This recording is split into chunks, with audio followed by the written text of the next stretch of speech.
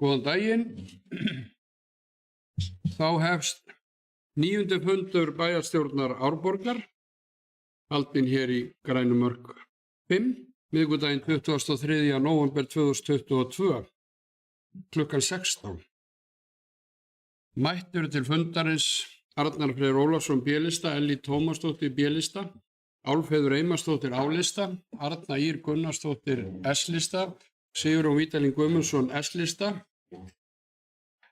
Helga Lind Pálsdóttir D-lista, Brynhildur Jónsdóttir D-lista, Sveinn Ægir Birgisson D-lista, Bragi Bjarnason D-lista, Fjóla Steindóra Kristinsdóttir D-lista og sá hér stendur Kjartan Björnsson D-lista og forseti bæjarstjórnar. Ég byrja á því að óska eftir því hvort einhver hafi, ekki óska eftir því, en hvort einhver hafi athugasemdir við fundargerðina. Nei, fundarbóðuna eða boðun fundarins. Ef svo ekki, þá göngum við til dagskrár og ég vil geta þess hér í leiðinni og færa árnaðar óskir að einn elsti núlifandi íbúi sveitarfélagsins Árborgar, Sveinbjörn Guðmundsson, 100 ára í dag og sendi honum bestu kveðjur. Við göngum til dagskrár. Það fyrsti liðurinn á dagskránni, deiliskipulag Heiðarbrún 6. Það tillaga af 11. fundi skipulags- og byggingarnefndar frá 9. nóvember, liður 2. Deiliskipulag Heiðarbrún 6 til 6b. Kjartan Sigurbjörnsson, Pro-Ark teiknistofu, lagði fram tillögu að deiliskipulagi fyrir lóðina Heiðarbrún 6 á Stokkseyri. Deiliskipulagstillagan gerir ráð fyrir að lóðin Heiðarbrún 6, sem 853 fermetrar að stærð, verði parhúsalóð 6 og 6b og heimilt verði að byggja parhús. Húsið verði á einni hæð með risi, hámarksvegghæð alltaf 3 metrar og mænishæð alltaf 5 metrum. Nýtingarhlutfall alltaf 0,2. Skipulags- og byggingarnefnd samþykkti tillögun og lagði til við bæjarstjórn Árborgar að tillagan yrði samþykkt til auglýsingar í samræmi við 41. grein skipulagslaga nr. 123/2010. Ég opna fyrir mælendaskrá og Bragi Bjarnason D-lista hefur beðið orðið.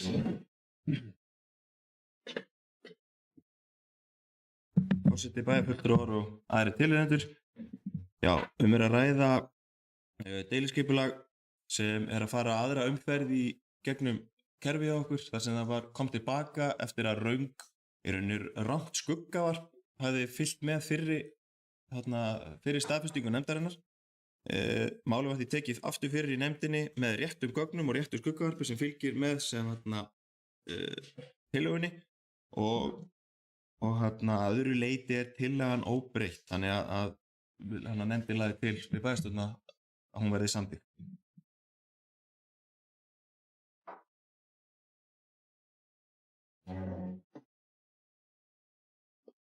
Þakka fyrir, Bragi. Eru fleiri sem vilja tjá sig? Og ef svo ekki, þá göngum við til atkvæða og þeir sem eru þessu deiliskipulagi samþykkir, vinsælt gefið merki. Það samþykkt samhljóða.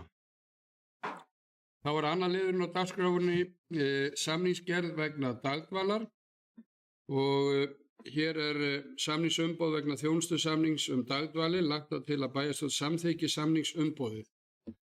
Það hérna langur fylgitexti það hvað þessi samningur inniheldur og inniber. Ég ekki að lesa hann upp, þetta langur texti nema þið óskið eftir því, en opna fyrir umræður þessa samningagerð vegna dagdvalar. Einhverju sem vilja tjá sig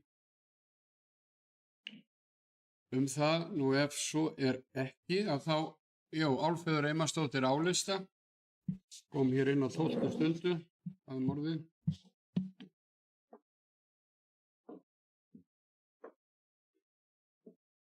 Forseti, bæjarfulltrúar, kæru íbúar og aðrir sem að fylgjast með fundinum. Ég velti því alltaf fyrir mér, við erum að sjálfsögðu hluti af sambandi íslenskra sveitarfélaga, við erum í hinum og þessum byggðarsamlögum, hinum og þessum samvinnuverkefnum, við erum í landshlutasamtökum sveitarfélaga hér á Suðurlandi og það oft útvista verkefnum sambandi sér til dæmis kjarasamninga viðræður yfirleitt fyrir hönd flestra sveitarfélaga og þarna erum við í raun og veru að veita þeim umboð til samninga fyrir okkar hönd og þetta er bara svona vangavelta hjá mér þetta er alveg ofsalega flókið og ógagnsætt kerfi þegar við erum að útvista verkefnum til svona ýmissa samtaka, byggðasamlaga, sambandsins og annarra og sérstaklega þá kannski í ljósi þess að það svona minnkar svolítið gagnsæið og pólitískri ábyrgð verður ekki útvistað Þannig að við þurfum að taka pólitíska ábyrgð á því sem kemur tilbaka úr þessum samvinnuverkefnum okkar á hvaða vettvangi sem er. Þannig að þetta er bara svona almenn vangavelta en ég hef svo sem ekkert út á akkúrat þennan þetta samningsumboð að setja en ég setja þetta bara fram svona sem almenna vangaveltu bara í ljósi þessara reynslu undanfarinna mánuða frá því að ég var kjörin hér bæjarfulltrúi að þetta er alveg ótrúlega flókið og ógagnsætt með öllum þessum byggðasamlögum og öllum þessum samstarfsverkefnum sem við erum í hér og þar bara hreinlega að halda utan þetta og að íbúar gerir sig grein fyrir útgjöldum og hverju verða að útvista og hvar við erum í samstarfi og hvað það kostar. Takk.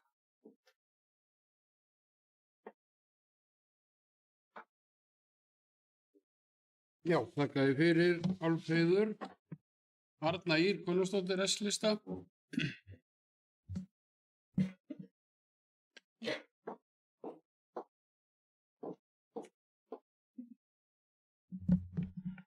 Forseti, ágætu bæjarfulltrúar og tilheyrendur. Já, við erum að fjalla um þetta samningsumboð sem við þurfum að samþykkja til að veita raunir Sambandi íslenskra sveitarfélaga umboð til að semja fyrir okkar hönd daggjöld vegna þjónustu dagdvala. Og við í sveitarfélaginu Árborg erum með 2 dagdvalir þar sem veitt afskaplega góð þjónusta fyrir þá sem þurfa á slíkri þjónustu að halda og er í samræmi með þessast þjónusta dagdvalina í samræmi við stefnu ríkisins að einstaklingar geti búið eins lengi og kostur í sínum heimahúsum með þeirri þjónustu og þeim stuðningi sem sveitarfélög og ríki veita. Hérna erum við auðvitað að tala að veita sambandinu umboð til þess að semja réttar greiðslur fyrir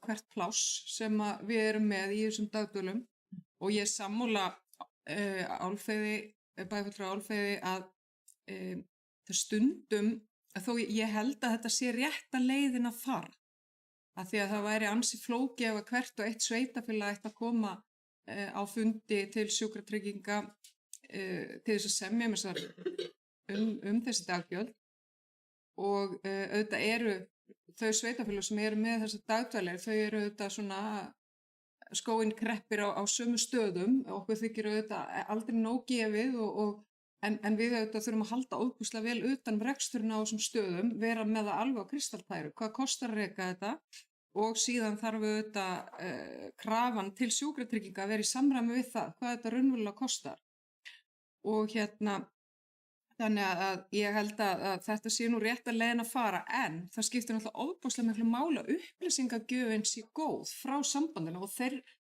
þeir sem að sitja við borðið fyrir okkar hönd og ég treysti því líka að starfsmenn okkar í velferðarþjónustu sveitarfélagsins fylgist náið með og fylgist með og horfi út frá þeim kostnaði sem að við höfum í sveitarfélaginu og sérstaklega kostnaði sem við höfum haft umfram þessi daggjöld sem við erum að fá. Þannig að ég held að þetta skiptir máli að við séum með góða og reynda einstaklinga við samningaborðið en jafnframt að sambandið gefa okkur góðar upplýsingar gang viðræðna og hvað svona togast og annað þvílíkt. Þannig að ég bara hvet til góðrar upplýsingagjafar frá þessu borði. Takk. Þakka þér fyrir, Arnar. Eru fleiri sem vilja tjá sig? Og ef svo er ekki, þá göngum við til atkvæða þetta framsal og samningagerð fyrir hönd sveitarfélagsins til samband sveitarfélaga. Þeir sem eru því samþykk vinsamlegast gefið merki. Það er samþykkt samhljóða. Þá erum við komin í þriðja lið á dagskrá fundarins. Hér er tillaga að heildarendurskoðun reglna fjárhagsaðstoð. Þetta er tillaga frá 7. fundi félagsmálanefndar frá 8. nóvember liður 6. Tillaga að heildarendurskoðun reglna fjárhagsaðstoð. Tillaga breytingu 30. greinar laga reglur fjárhagsaðstoð sveitarfélagsins Árborgar. Félagsmálanefnd samþykkti samhljóða breytingar á 30. grein reglana fjárhagsaðstoð sveitarfélagsins Árborgar. Lagt var til við bæjarstjórn að samþykkja breytingu á þessari 30. grein fjárhagsaðstoð og síðan er hér heilmikið fylgiskjal með og ef þið vilja að ég lesi það yfir þá ger ég það en að því sögðu að þá opna ég fyrir mælendaskrá fyrir þá sem vilja tjá sig þessar tillögur. Arnar Freyr Ólafsson, B-lista.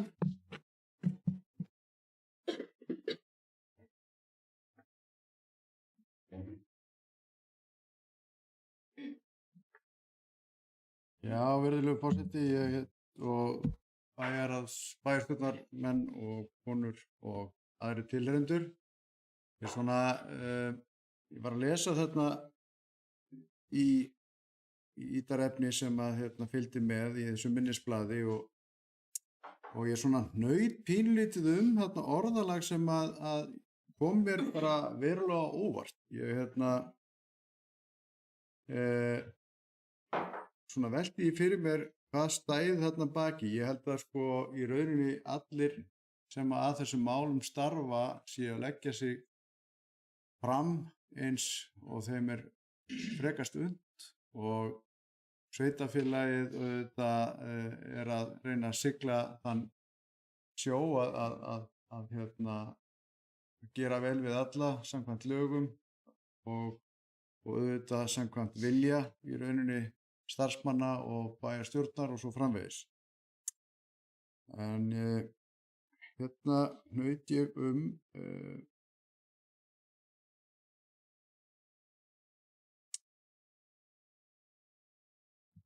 orðalag sem er þannig að teymistjóri vill að lokum, með leyfi forseta þetta, teymistjóri vill að lokum leggja til að félagsmálanefnd stuðli áfram að því að málaflokkur félagslegt leiguhúsnæði í sveitarfélaginu taki sem fyrst jákvæðri þróun. Ég hnautaði þetta og fór að velta fyrir mér er ástæða til þess að hnykkja á þessu með þessu orðalagi, hvar erum við þá stödd og ég hafði nú smá áhyggjur af því að þarna væri slík vöntun og slík bara vöntun og það eins og það hafi verið dregnar lappirnar í þessum málaflokki þó síður sé í rauninni. Það held ég allir verið að leggjast á eitt með að reyna að vinna á þessum málum sem upp eru komin og veita félagslegan stuðningi í hvívetna eins og kostur er. Ég vildi gera þetta svolítið umtalsefni og reyna að átta mig á því og kannski beina því áfram og taka þetta til umræðu að mér finnst þetta fast að orði kveðið og ég held að ég vilji kannski fá aðeins frekari skýringu á þessu frá formanni þessara nefndar. Takk.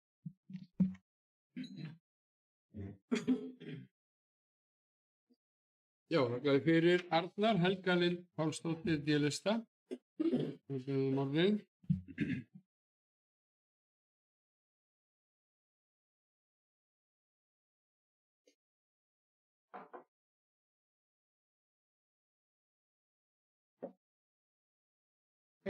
Forseti, bæjarfulltrúar og aðrir áheyrendur. Takk fyrir þetta, Arnar. Svo ég kannski rétt fylgi eftir því sem eru verið að leggja til hérna í sambandi við þessa 30. grein.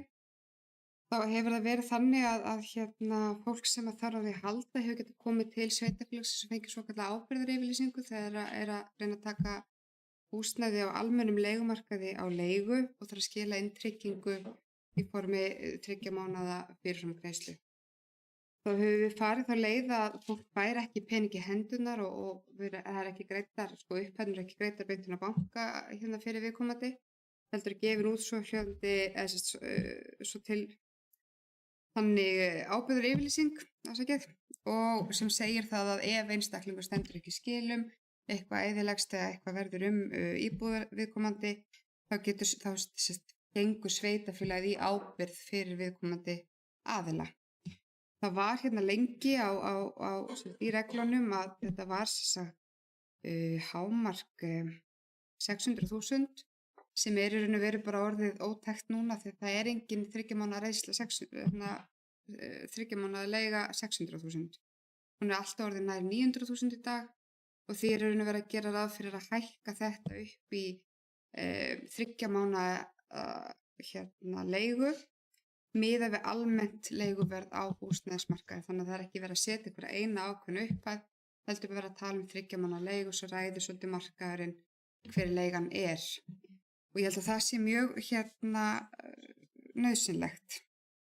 Það er líka verið, þetta er sem sagt mjög mikilvægt að koma fram að þetta er fyrir þá einstaklinga sem að eiga ekki rétt á þessum fyrirgreiðslum úr banka, þau geta ekki fengið bankayfirlýsingar, þannig að þá er þetta svona síðasta úrræði fyrir einstaklinga að leita til. Það sem þú vitnar í Arnar, ég skil hvað þú átt við, algjörlega og takk fyrir þetta. Ég hugsa að teymistjóri og ég veit að teymistjóri þarna er að vísa í það að við höfum kannski ekki tryggt nógu mikið af einstaklingsíbúðum og íbúðum sem að henta fyrir þennan hóp sérstaklega. Við eigum of mikið jafnvel af óhentugu húsnæði sem að henta þessum hóp ekkert sérstaklega vel. Þannig að við þurfum svolítið núna að fara í heildarendurskoðun á félagslegu leiguhúsnæði, þeim íbúðum sem við eigum, hvernig þessar íbúðir að nýtast, hvernig viðhald er komið á þær.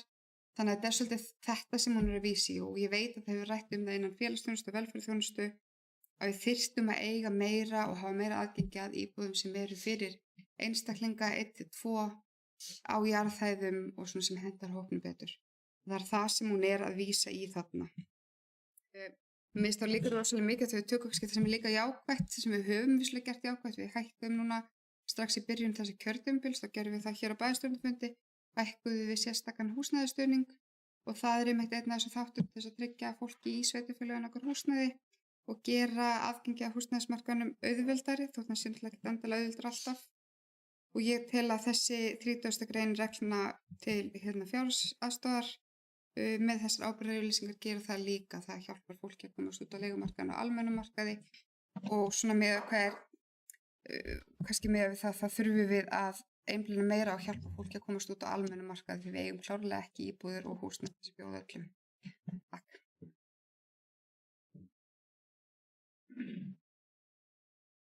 Já, þakka þið fyrir Helga Lind og þá er það Álfheiður Einarsdóttir á lista.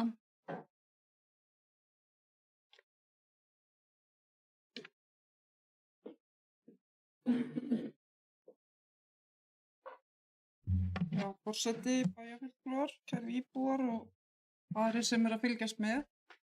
Ég held að breytingin á 30. greininni, hún á við fólk sem er bæði að leigja á almennum markaði og jafnvel í félagslegu húsnæði og þarf tryggingu. En þessi setning í inngangi frá félagsmálastjóra, Rýmisstjóri vill að lokum leggja til að félagsmálanefnd stuðli áfram að því að málaflokkur félagslegt leiguhúsnæði í sveitarfélaginu taki sem fyrst jákvæðri þróun. Það á bara við félagslegt húsnæði. Það á ekki við lágtekjufólk fólk sem er að leigja á almennum markaði. Við vitum það held ég flest hér að það er að meðaltali 3 til 4 ára bið eftir félagslegu leiguhúsnæði. Þannig að hún segir í næstu setningu sko að leggja þarf áherslu á að sá hópur íbúa sem fjárhagslega hefur bara ekki tök að leigja á almennu markaði finni úrlausnir í sínum máli fyrr. Við erum svolítið að pissa í skóinn okkar sko með því að láta fólk sem í fjárhagslegum erfiðleikum þurfa að bíða oft fjölskyldur, tekjulitlar í 3 til 4 ár eftir félagslegu húsnæði.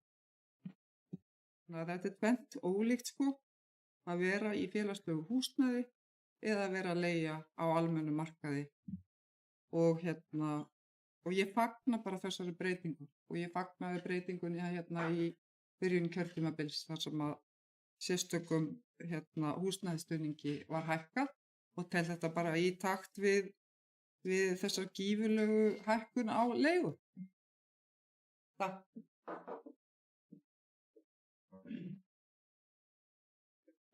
Þakka þér fyrir, Álfheiður. Arna Ýr Gunnarsdóttir, S-lista.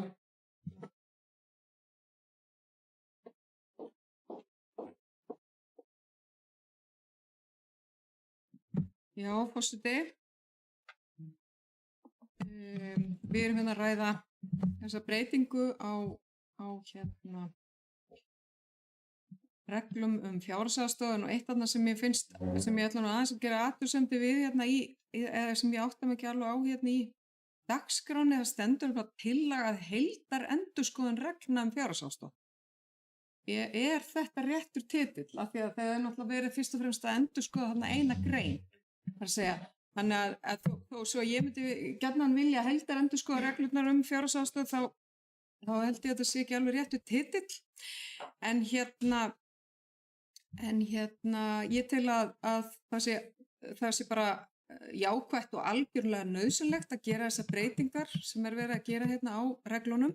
Það að segja þessari 30. grein, það því miður sú staða á húsnæðismarkaði hér að leiguverð hefur hækkað gríðarlega og þá verðum við náttúrulega að bregðast við því með því að hækka þessa ábyrgð sem að við höfum, þessa ábyrgðayfirlýsingar sem að sveitarfélagið hefur veitt þeim sem ekki hafa geta greitt þessar,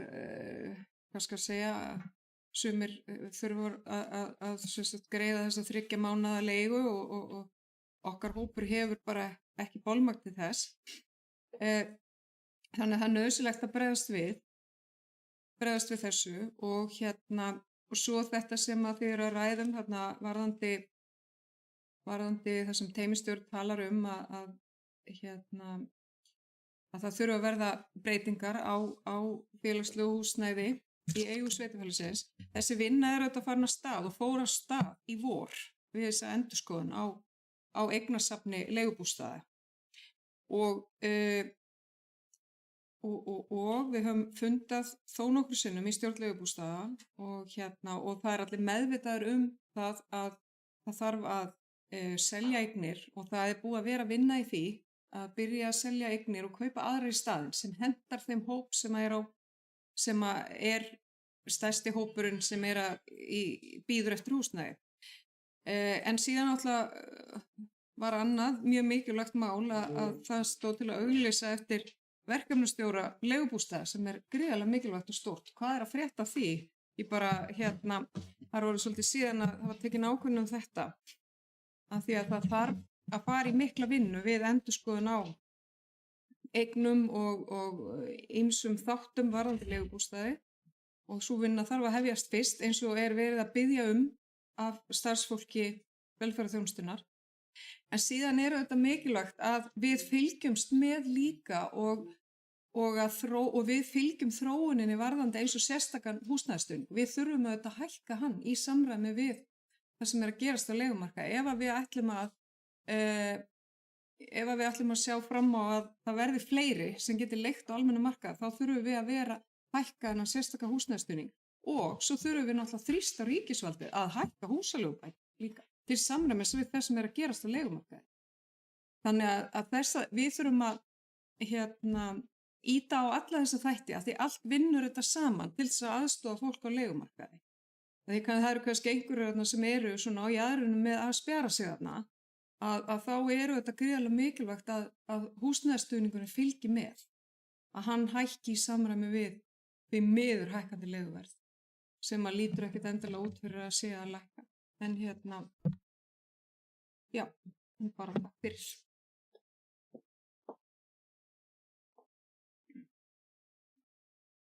Þakkaði fyrir Arna, þá ætlaði ég að fá hana Brynhildi Jónsdóttur varaforseta til að taka hér aðeins í fundarstjórninni. Takk fyrir það. Við erum að ræða lið 3 heildar endurskoðun eða breytingu á reglum fjárhagsaðstoð og Kjartan Björnsson bæjarfulltrúi hefur beðið um orðið.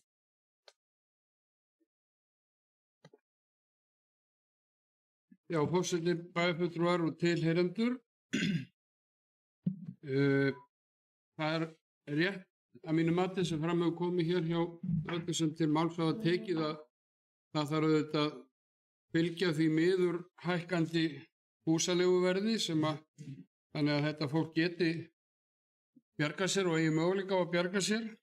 Það er líka ákveðin hvati eða mögulega minni pressa á fleiri íbúður á hálfu sveitarfélags ef að fólk getur bjargað sér út á almennum leigumarkaði ef að sveitarfélagi svona aðstofar þá sem að verst eru staddir og bara vonandi gengur það nú þokkalega. Það sem að kannski vakti spurningar hjá mér þá er það sem sagt hvort að Helga Lind formaður nefndan hefur einhverju upplýsingar það hvort að hafi fallið á sveitarfélagið margar svona ábyrgðir og þá hvað kostnaðurinn væri mikill ef að það eru upplýsingar á Hraðbergi það.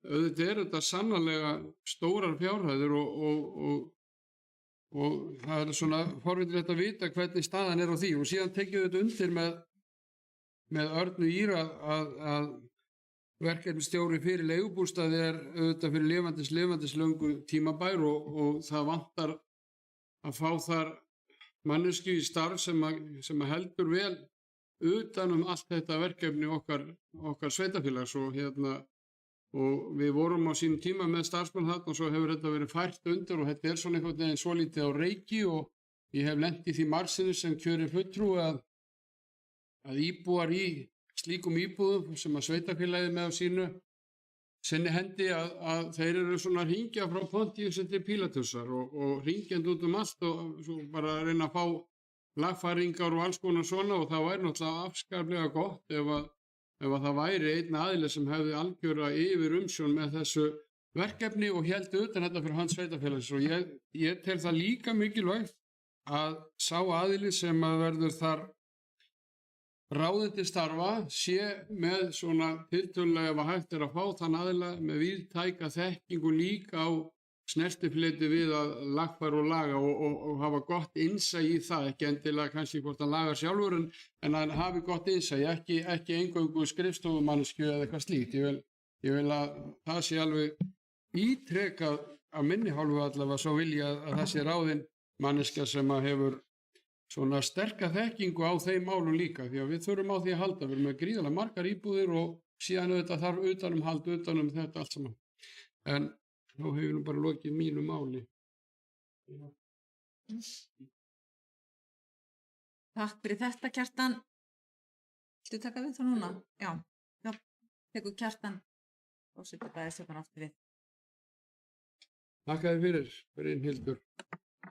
Og þá höldum við áfram með mælindaskrána og þá hefur Fjóla Steindóra Kristinsdóttir D-listabeðið orðið. En við erum að ræða hér þriðja lið á dagskránum sem er tillagað breytingu reglna fjárhagsaðstoð. Og ég held að það sé eðlilegt að það væri fyrirsögnin á sem var réttmætt athugasemd.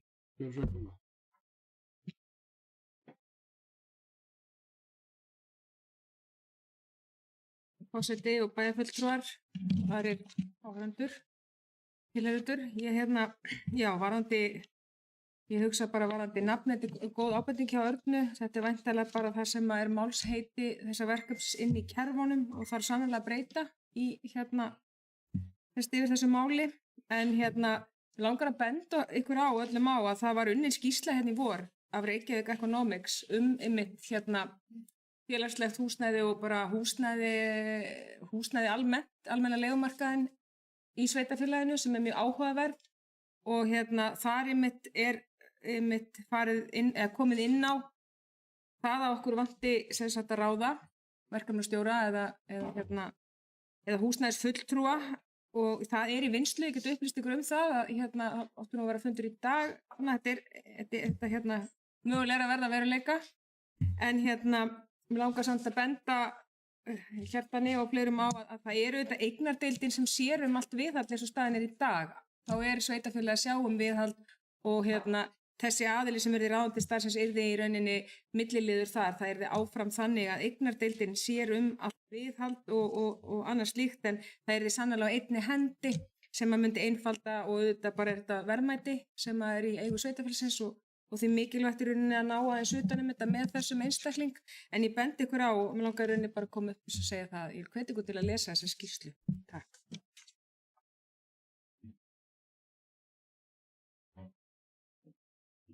Já, þakka þér fyrir Fjóla. Eru fleiri sem að vilja hjá sig undir þessum lið og ef svo ekki að þá göngum við til atkvæða þessa breytingu á 30. grein reglna fjárhagsaðstoð sveitarfélagsins Árborgar, þeir sem eru henni samþykkir vinsælast gefið merki. Það samþykkt samhljóða. Þá göngum við til 4. liðar á dagskránni. Það yfirdráttarheimild fyrir sveitarfélagið Árborg. Lagt til við bæjarstjórn sveitarfélagsins Árborgar að hún heimili yfirdráttarheimild hjá Íslandsbanka á reikning 058626 allt að 400 milljónum króna. Ég opna fyrir umræður Fjóla Steindóra Kristinsdóttir D-lista.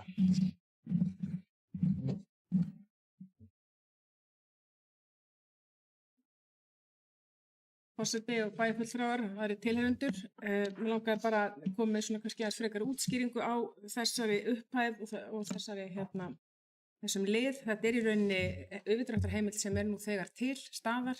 Hún á 2 reikningum í dag á reikning 1 og reikningi 111, mögulega 1 viðbót. Og það í rauninni bara bankinn sem að kalla eftir endurnýjun á bara umboðum og öðru slíku frá okkur sem nýjum bæjarfulltrúum og nýjum bæjarstjóra. Það í rauninni ekki, þetta engin aukning og það ekki verið að nýta þessar heimild, þetta bara í rauninni heimild sem hefur verið til staðar í all langan tíma, hann skilst og verið að sameina á einn reikning. Takk.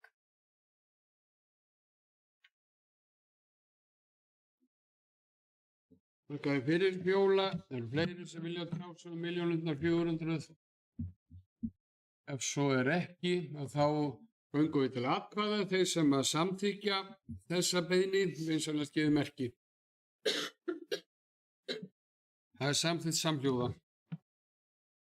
Þá komið að 5. lið á dagskránni og þá það umdæmisráð barnaverndar á landsbyggðinni. Afgreiðslu málsins var frestað á 5. fundi bæjarstjórnar 21. september síðastliðinn, eftir óskir sem þar komu fram. Á þeim fundi bæjarstjórnar var deildarstjóra félagsþjónustu og sviðsstjóra fjölskyldusviðs jafnframt veitt umboði þess að fara í formlega viðræður aðild við stofnendur umdæmisráðs Kragans. Á 16. fundi bæjarráðs, dagsettum 3. nóvember síðastliðinn, var lagt fram minnisblað sviðsstjóra fjölskyldusviðs þar sem upplýst var að áformum að vera í samstarfi við sveitarfélögin á höfuðborgarsvæðinu. Kragan umdæmisráð barnaverndar hafi ekki gengið eftir. Þá var haft sambandi félagsmálastjóra Reykjanesbæjar mögulegt samstarf en sveitarfélögin og Suðurnesjum hafði einnig sótt samflot með Kraganum sem gekk heldur ekki eftir. Félagsmálastjóri Reykjanesbæjar tók vel í beiðni Árborgar. Niðurstaðan var sú að sveitarfélögin og Suðurnesjum lögðu til við bæjarráð sveitarfélagana á svæðinu að stofna yrði umdæmisráð fyrir Suðurnesjum og samið yrði við skrifstofu samtaka sveitarfélaga á Suðurnesjum aðstoð og aðbúnað fyrir fundi ráðsins. Það var jafnframt upplýst ósk Árborgar að taka þátt í stofnun þessa umdæmisráðs þannig að stofnað yrði sameiginlegt umdæmisráð barnaverndar á Suðurnesjum og Árborgar sem úr varð. Öll aðildarsveitarfélögin hafa samþykkt að taka þátt í stofnun umdæmisráðs fyrir sveitarfélögin á Suðurnesjum og í sveitarfélögin Árborg. Haldnir hafa verið samstarfsfundir og eru nú tilbúin lokadrög að samningi til samþykktar frá bæjarfélögunum. Auk samnings er meðfylgjandi erindisbréf fyrir valnefnd umdæmisráðs fyrir sveitarfélögin á Suðurnesjum og Árborg. Jafnframt er óskað eftir því að deildarstjóri velferðarþjónustu verði tilnefndur fyrir hönd sveitarfélagsins í valnefnd umdæmisráðs barnaverndar. Valnefndin starfar í umboði sveitarstjórna þeirra sveitarfélaga sem aðild eiga að umdæmisráði barnaverndar á Suðurnesjum og í Árborg. Hlutverk nefndarinnar er að velja ráðsmenn í umdæmisráð, skipa nýja ráðsmenn á tímabilinu gerist þess þörf og fjalla hugsanlegt vanhæfi ráðsmanns komi upp vafi hæfi skipas ráðsmeðlims. Valnefnd fundar minnst 2 sinnum á ári en oftar ef þurfa þykir. Seta í valnefndin er ólaunuð. Lagt er til við bæjarstjórn að samningur rekstur umdæmisráðs barnaverndar fyrir sveitarfélögin á Suðurnesjum og í Árborg verði samþykktur.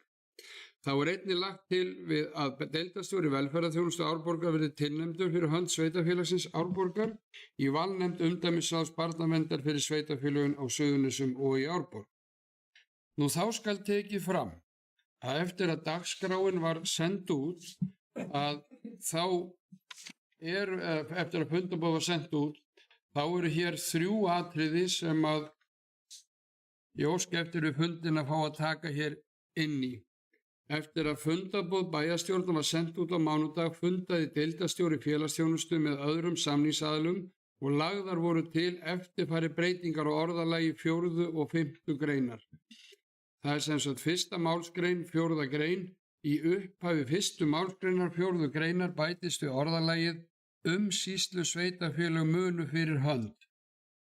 Þetta skýrir mjög margt. 1. málsgrein 5. grein. Í lok þeirra málsgreina bætist við orðalagið ef þeir eru samhljóða.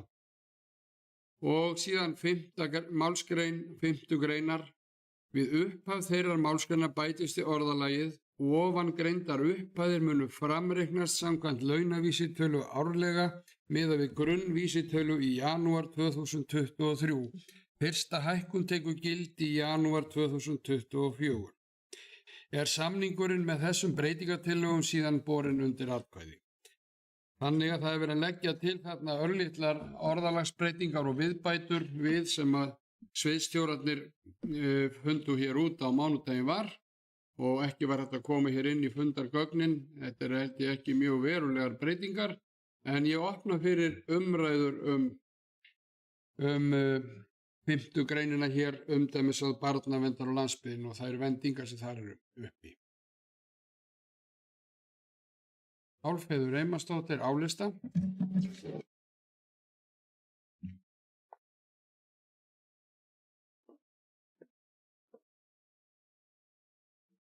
Forseti, bæjarfulltrúar, kæru íbúar og aðrir sem að fylgjast með. Og við höfum náttúrulega rætt þetta áður og ég held að flesti fagni því að stíga þetta fyrsta skref að við að taka barnaverndarmál alfarið úr höndum pólitískra nefnda sveitarfélaga og bara í hendur fagfólks.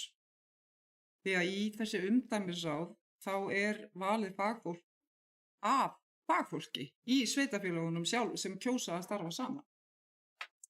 Kjörnir fulltrúar koma því hvergi nærri þessu vali á fagfólkinu í umdæmisráðin og ég fagna því mjög.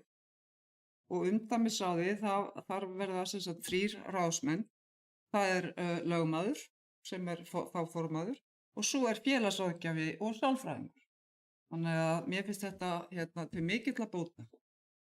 Og þar að auki eru gerðar ýmsar hæfniskröfur á fólki sem er valið í umdæmisráðið. Þau skulu hafa að minnsta kosti 3 ára starfsreynslu í barnavernd, þau skulu hafa þekkingu og færni og hæfni til setu í ráðinu og það er ekki heimilt að skipa ráðsmann sem starfar við barnaverndarþjónustu í umdæmi ráðsins. Það er að segja ekki í neinu sveitarfélagi á Suðurnesjum né í Árborg. Þannig að þá komi engin í raun og veru upp hugsanlegt vanhæfi eða hagsmunaárekstur.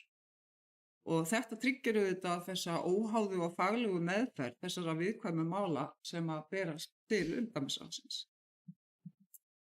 Það er einnig mikið ánægju efni að fara í samfloti með sveitarfélögunum á Suðurnesjunum. Ég hef nú ekki kynnt mér þessar breytingar og ég þarf að lesa hluti í staðan fyrir að hlusta á þá til þess að ná þeim. Þannig að en ég gerir bara ráð fyrir því að þetta er fagfólk sem er að vinna að þessu og ég gerir bara ráð fyrir því að þetta séu breytingar til bóta. En mér finnst bara mjög ánægjulegt að fyrst að þetta gekk ekki með kragann að við skulum fara með Suðurnesjunum því að mér finnst landsbyggðin öll svona heldur stór biti svona í þessu fyrsta skrefi. En það eru kannski 2 áhyggjuefni sem að við þurfum sérstaklega að taka út og fylgjast með. Nú í fyrsta lagi þá er það kostnaðurinn. Því að þóknanir umdæmisráðsins, þær eru ansi ríflegar og þær bætast við almenna barnaverndarþjónustu sveitarfélagsins. Þó ætla megi að álagið á barnaverndarþjónustu innan sveitarfélagana minnki í kjölfar. En við eigum kannski eftir að sjá hvernig sú þróun birtist. Og þetta verðum við bara að skoða og meta þegar framlíða stundir í þessu nýja umhverfi. Hitt áhyggjuefni mitt er að það er sérstaklega tekið fram að umdæmisráðin standi utan við almenna stjórnsýslu sveitarfélaga. Umdæmisráðin eru sjálfstæð í störfum sínum að sjálfsögðu. Það getur ekkert sveitarfélag, engin embættismaður, kjörinn fulltrúi eða einstaklingur reynt að hafa áhrif á störf ráðsins og það eru auðvitað af hinu góða.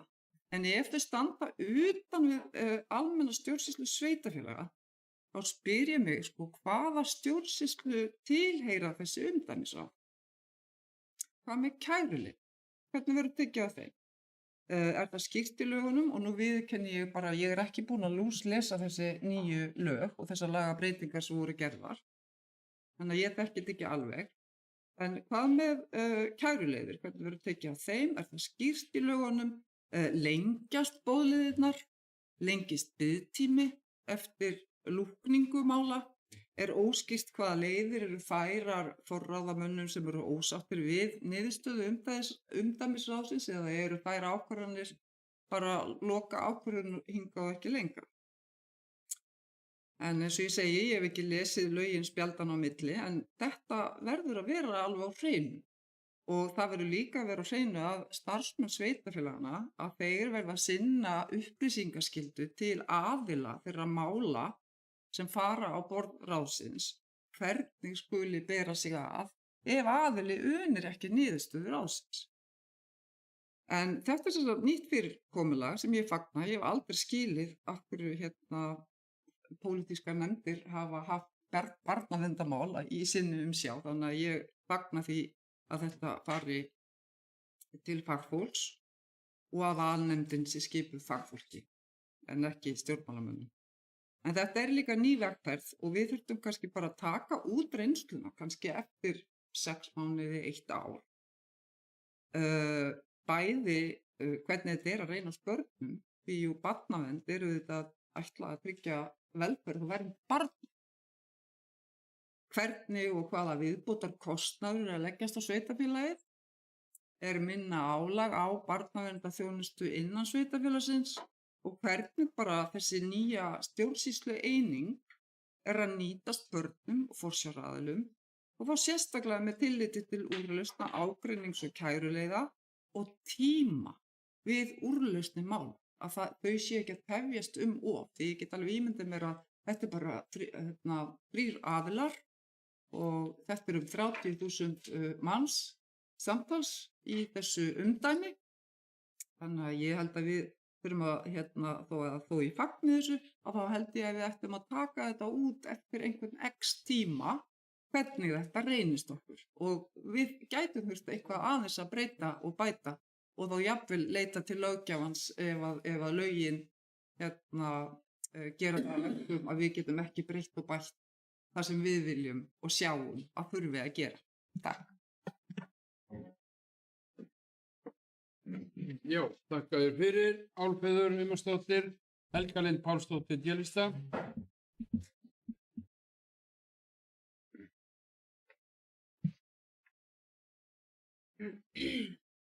Forseti bæjarfulltrúar. Takk Álfheiður, takk fyrir umræðuna, ég kann virkilega meta hana. Ég er svo þú, ég tek undir og ég fagnaði svo innilega að barnaverndarmál sé að fara úr pólitískt skipuðum nefndum því að ég hef oft og eiginlega bara alltaf átt mjög erfitt með að skilja hvernig pólitískt skipaðar nefndir að taka erfiðustu ákvarðanir innan barnaverndar og þar eru bara mismunandi fólkin í nefndum, allt mjög gott fólk en þetta krefst gríðarlegra sérþekkingar að vinna barnaverndarmál.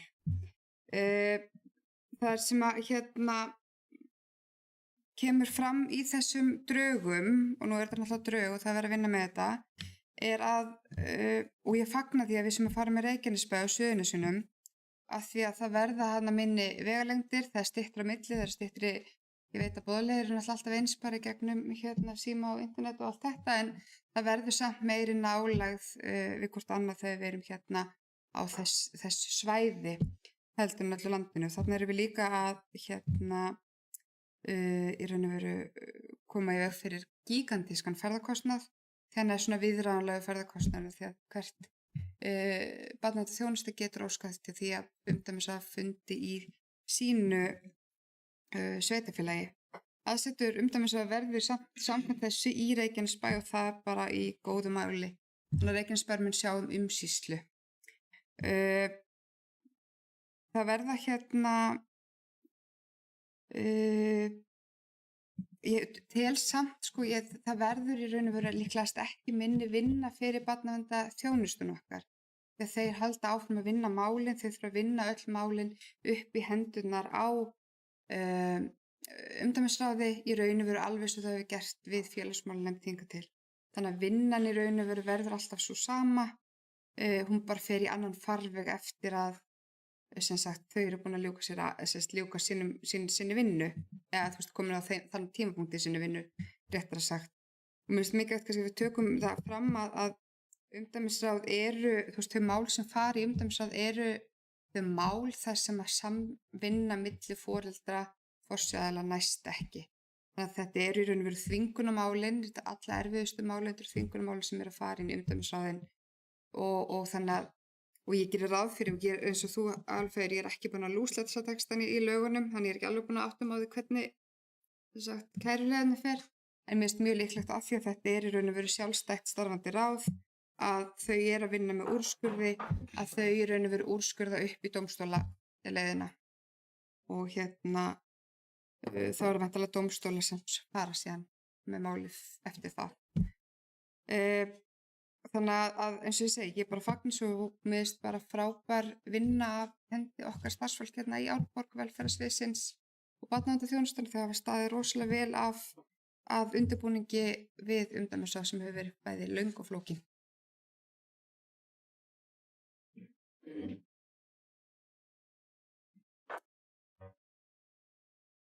Já, þakka þér fyrir Helga Lind. Arna Ýr Gunnarsdóttir, S-lista.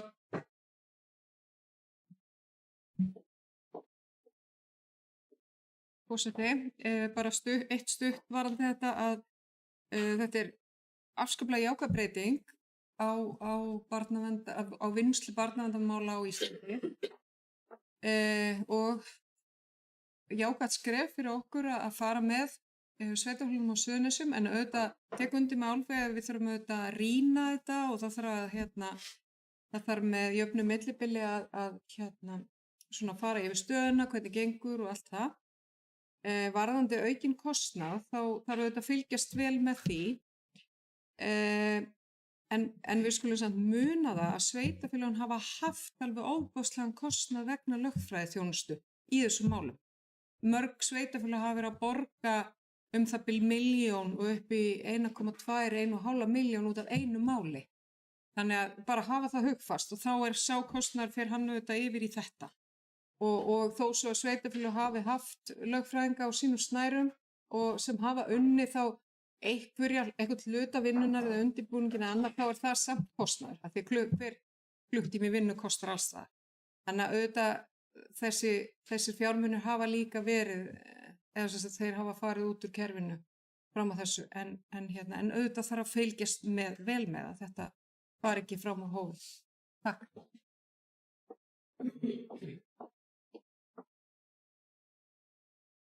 Þakka þér fyrir, Arna, og þá hefur Helga Lind Pálsdóttir beðið um orðið. B-lista.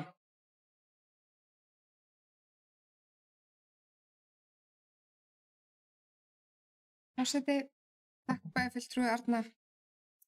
Langar sérst að árétta að vissulega þurfa að fylgjast með kostnaði. Vildi óska þess að ég væri með svona jákvæðari tölur en það, en þetta er í raun og veru mikið til kostnaðar aukning. Það er sama vinna hjá barnavernd. Umdæmisráð heldur áfram að ákveður að fara með mál fyrir dómstóla og sveitarfélagið þar síðan ennþá að vera með lögfræðiþjónustu til þess að reka máli fyrir dómstólum. Þannig við erum í raun og veru ekki að missa neitt kostnaðaráði út neins staðar. Þannig að þetta er í raun og veru, við getum alveg undirbúið okkur undir frekari kostnað heldur en þessi sparnaður, en það er bara gott að við vitum það, en ég er hjartalega undirbæðið með bæjarfulltrúa Álfheiði og bæjarfulltrúa Örnu.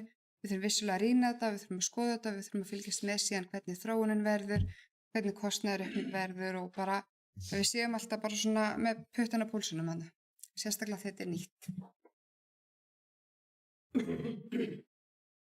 Þakka þér fyrir, Helga Lind, og þá er Arnar Freyr Ólafsson B-lista. Framsókn. Já, þakka þér fyrir, forseti. Sjálfstæðismanna og Bóringi hér á Selfossi og aðrir tilheyrendur.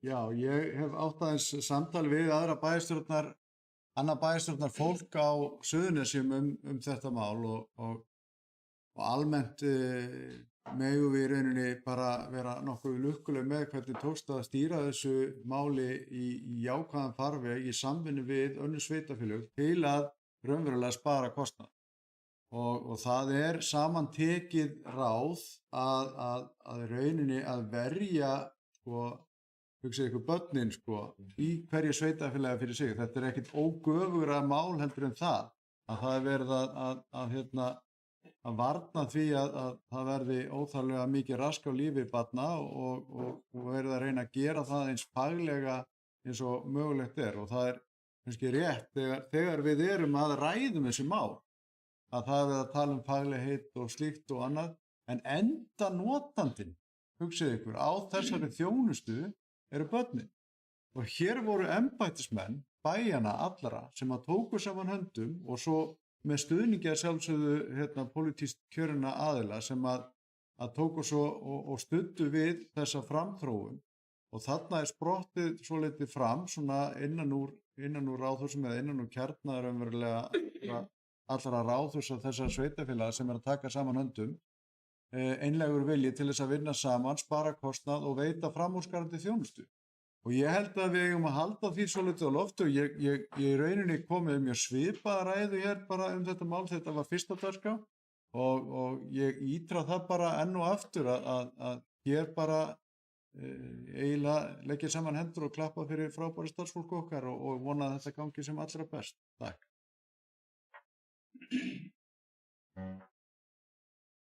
Já, þakka þér fyrir, Arnar. Það er ekki fleiri sem að vilja tjá sig þetta mikilvæga mál og þá göngum við hér til atkvæða. Þeir sem að eru þessu máli í heild sinni samþykk vinsamlegast gefið merki. One moment.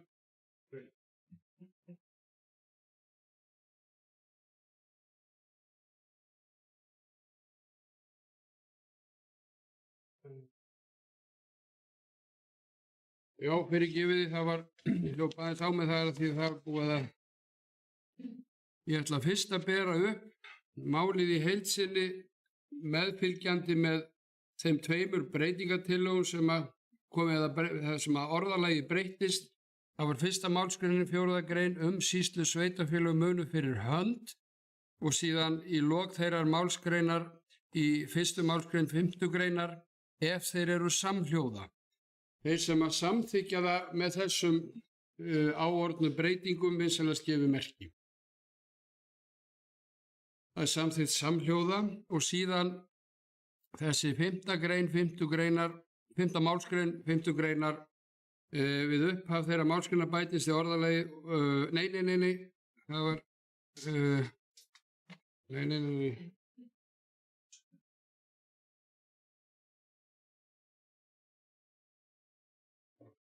Það er ekki sér.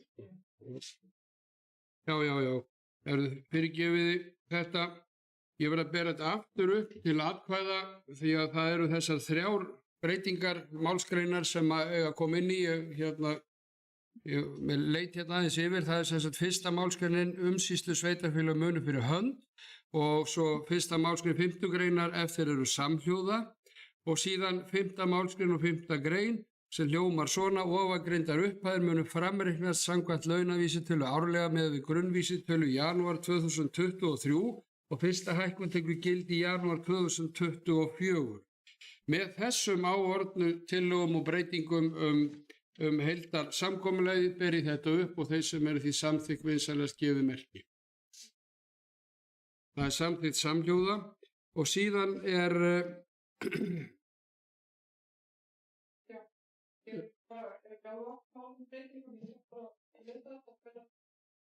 all right, segi ég ætla allt í fína, ég ætla ekki að nota hér enskuslettur, ég er nægilega duglegur að skamma aðra fyrir það, en síðan er það hér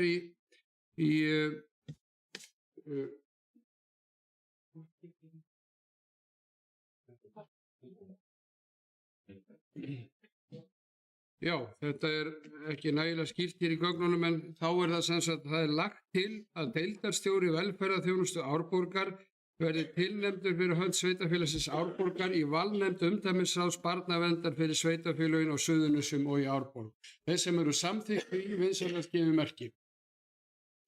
Það er samþykkt samhljóða. En á undan var það þannig að það var samþykkt með 10 atkvæðum og Álfheiður Einarsdóttir satt hjá. Þá erum við komin hér í mál nr. 6 á dagskránni. Það er viðauki við fjárhagsáætlun 2022 og það er viðauki nr. 9. Tekið fyrir á fundi bæjarstjórnar 23. nóvember 2022. Málaflokkur 2 félagsþjónusta, það er málefni fatlaðra í Árborg. Auki framlag til Bergrisans vegna áætlaðrar fjárþarfar 2022 samtals 175.258.000 krónur.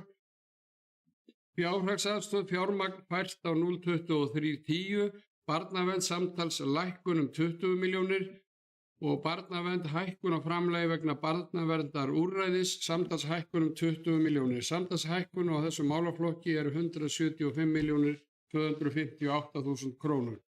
Síðan er það málaflokkur 4, fræðslu og uppeldismál. Skrifstofa fræðslumála aukinn kostnaður vegna aðkeyptra sérfræðiþjónustu samtals hækkun 18 milljónir króna, hækkun á launum vegna veikindalaun og kjarasamninga samtals hækkun 8 milljónir króna, hækkun á vöru og þjónustukaupum, auglýsinga og búnaðar samtals hækkun 1.400.000. Þetta er samtals hækkun upp á 27.400.000. Síðan er það pottur vegna leikskóla. Fjármagn fært á Álfheima vegna sumarlokana samtals lækkun 6,5 milljónir. Fjármagn fært á Álfheima vegna launa leiðréttinga samtals lækkun 7,7 milljónir króna. Fært á Álfheima vegna hagvaxtarauka og kjarasamning samtals lækkun 3,7 milljónir króna. Fjármagn fært á Hulduheima vegna sumarlokana samtals lækkun 3,8 milljónir króna. Fjármagn fært á Hulduheima vegna launaleiðréttinga samtals lækkun 6,7 milljónir króna. Fært á Hulduheima vegna hagvaxtarauka og kjarasamning samtals lækkun 2,4 milljónir króna. Fjármagn fært á Árbæ vegna sumarlokana samtals lækkun 4,8 milljónir króna. Fjármagn fært á Árbæ vegna launaleiðréttinga samtals lækkun 8,1 milljón króna. Fjármagn fært á Árbæ vegna hagvaxtarauka og kjarasamning samtals lækkun 6,8 milljónir króna. Fjármagn fært á Jötunheima vegna sumarlokana samtals lækkun 4,3 milljónir króna. Fjármagn fært á Jötunheima vegna launaleiðréttinga, samtals lækkun 4,2 milljónir króna. Fjármagn fært á Jötunheima vegna hagvaxtarauka og kjarasamnings breytinga, samtals lækkun 2,7 milljónir króna. Fjármagn fært á Strandheima vegna launaleiðréttinga, samtals lækkun 3,7 milljónir króna. Og fjármagn fært á Strandheima vegna hagvaxtarauka og kjarasamningsbreytinga, samtals lækkun 1.300.000 krónur. Þetta samtals lækkun upp á 66,7 milljónir króna. Og síðan það leikskólinn Álfheimar, fjármagn fært úr potti vegna sumarlokana, samtals hækkun á launum 6,5 milljónir króna. Fjármagn fært úr potti vegna launaleiðréttinga, samtals hækkun á launum 7,7 milljónir króna. Og fært úr potti vegna hagvaxtarauka og kjarasamningsbreytinga, samtals hækkun á launum 3,7 milljónir króna. Og þarna samtals hækkurinn 17,9 milljónir króna. Leikskólinn Hulduheimar, fjármagn fært úr potti vegna sumarlokana, samtals hækkun á launum 3,8 milljónir króna. Fjármagn fært úr potti vegna launaleiðréttinga, samtals hækkun á launum 6,7 milljónir króna. Fært úr potti vegna hagvaxtarauka og kjarasamningsbreytinga, samtals hækkun á launum 2,4 milljónir króna og þetta samtals hækkun upp á 12,9 milljónir króna. Leikskólinn Árbær, fjármagn fært úr potti vegna sumarlokana, samtals hækkun á launum 4,8 milljónir króna. Fjármagn fært úr potti vegna launaleiðréttinga, samtals hækkun á launum 8,1 milljón króna. Fært úr potti vegna hagvaxtarauka og kjarasamningsbreytinga, samtals hækkun á launum 6,8 milljónir króna og þetta samtals hækkun upp á 19,7 milljónir króna. Leikskóli Jötunheimar, fjármagn fært úr potti vegna sumarlokana, samtals hækkun á launum 4,3 milljónir króna. Fjármagn fært úr potti vegna launaleiðréttinga, samtals hækkun á launum 4,2 milljónir króna. Fjármagn fært úr potti vegna hagvaxtarauka og kjarasamningsbreytinga, samtals hækkun á launum 2,7 milljónir króna og þetta samtals hækkun upp á 11,2 milljónir króna. Leikskólinn Strandheimar, fjármagn fært úr potti vegna launaleiðréttingar, samtals hækkun á launum 3,7 milljónir króna. Fjármagn fært úr potti vegna hagvaxtarauka og kjarasamnings, samtals hækkun á launum 1,3 milljónir króna og þetta samtals hækkun upp á 5 milljónir króna. Leikskólinn Goðheimar, launakostnaður lækkaður vegna ofáætlunar, samtals lækkun á launum 16 milljónir króna. Samtals lækkun 16 milljónir króna. Samtals hækkun á málaflokki 04 því 11,4 milljónir króna. Og málaflokku 21, sameiginlegur kostnaður, skrifstofa sveitarfélagsins, hækkun á þjónustukaupum vegna sérfræðiþjónustu, samtals hækkun 3 milljónir króna. Það því samtals útgjalda auki í rekstri 189.658.000 krónur. Þar sem það síðan fjármagnsgjöld og fjármunatekjur, þar sem verðlagshækkun er hærri á árinu en upphaflega var áætlað, þá hækka verðbætur frá upphaflegri áætlun 578 milljónir króna hjá A og B hluta. Við yfirferð og endurútreikning vaxta þá eru vaxtagjöld hækkuð 95 milljónir króna hjá A og B hluta. Samtals hækkun fjármagnsgjalda A og B hluta eru því 673 milljónir króna frá upphaflegri áætlun. Síðan það fjárfesting, málaflokku 31, eignasjóður, fræðslu og uppeldismál, stekkjaskóli, lausabúnaður, lækkun 30 milljónir króna. Umferðar og samgöngumál, Björk, verkkönnun á nýju byggingarlandi 1 og 2, lækkun 5 milljónir króna. Ný Ölfusárbrú, hönnun tenginga og vegstæða, lækkun 2,5 milljónir króna. Postnes lóðir, lækkun 30 milljónir króna. Opin svæði, leiksvæði og jaðarsvæði, lækkun 10 milljónir króna. Samtals lækkun hjá eignasjóði eru 77,5 milljónir króna. Málaflokku 33, þjónustumiðstöð, áhaldahús á Stokkseyri, viðhald, lækkun 3 milljónir króna. Samtals lækkun hjá þjónustumiðstöð 3 milljónir króna. Málaflokku 71, fasteignafélagið, hreinsistöð og búnaður, lækkun 165 milljónir króna. Samtals lækkun hjá fasteignafélaginu 165 milljónir króna. Fráveita, Stofngjöld lækkun 20 milljónir króna. Athafnalóð við Fossnes, dælubreytingar og lagnir lækkun 20 milljónir króna. Miðbær Stokkseyri, lagnir og niðurföll lækkun 15 milljónir króna. Fráveita Eyrarbakka og Stokkseyri lækkun 40 milljónir króna. Hjalladæl og Eyrarbakka lækkun 1 milljón króna. Athafnasvæði og Eyrarbakka lækkun 1 milljón króna. Björk verkhönnun á nýju byggingalandi lækkun 1 milljón króna.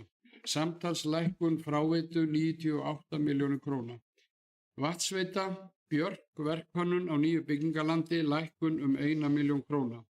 Athafnasvæði við Eyrarbakka lækkun 1 milljón króna.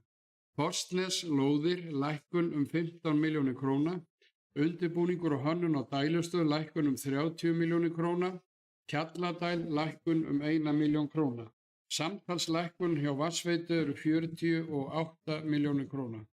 Selfossveitur, nýr miðlunageymir, lækkun 50 milljónir króna. Hönnun á dælustöð við Víkurheiði og framkvæmdu því tengdar lækkun 50 milljónir króna. Dreifikerfi miðbær Selfoss hækkun 500.000 krónur. Dreifikerfi Dvergasteinar Stokkseyri lækkun 5 milljónir króna. Dreifikerfi Fossnes lækkun 35 milljónir króna. Dreifikerfi Árbakkaland hækkun 800.000 krónur. Samtals lækkun Selfossveitna 138 milljónir og 700.000 og samtals lækkun á fjárfestingu eru 530 milljónir og 200.000. Og síðan hérna meðfylgjandi skjöl þar sem búið að færa hér inn í reikning ársins. Ég ætlum ekki að þylja það allt saman upp en hætti mér út í þessa upptalningu. Mörg voru þau orð. Ég opna fyrir mælendaskrá fyrir þá sem vilja tjá sig hér viðauka við fjárhagsáætlun 2022. Einhverjir sem vilja tjá sig. Arna Ýr Gunnarsdóttir, S-lista.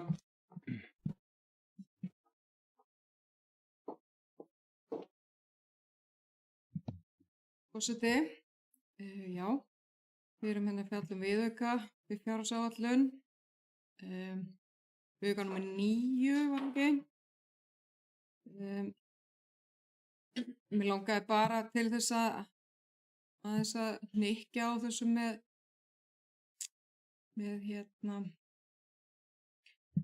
fjármagnsgjöldin og sem að eru náttúrulega að hafa gríðarleg áhrif á bæjarsjóð og eins og kom fram í upplestrinum hjá Kjartani að við erum að tala 673 milljónir króna og þetta er engin smáurar og það er svakalegt að vinna í svona umhverfi á síðastlínu ári þegar var verið að gera fjárhagsáætlun fyrir sveitarfélagið þá var þjóðhagsspá þannig að það var gert ráð fyrir 3,5% vöxtum á árinu 2022.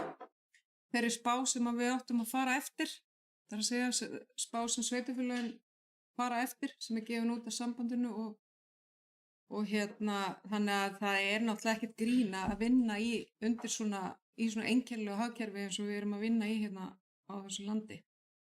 En og það var ekkert góðar fréttir í morgun, það er að vera að hækka stýrivextina eina ferðina enn og vonir og væntingar sem voru að það yrði vaxtalækkun núna í lok ársins, þær voru svona engu gerðar, það er bara áfram sama 9,4% verðbólga sem að lítur ekki út fyrir að lækka núna næstu vikurnar en þetta er staðan og skýrir náttúrulega mjög margt í reikningum sveitarfélagsins. Þannig að mér langar bara aðeins að ræða þetta. Takk.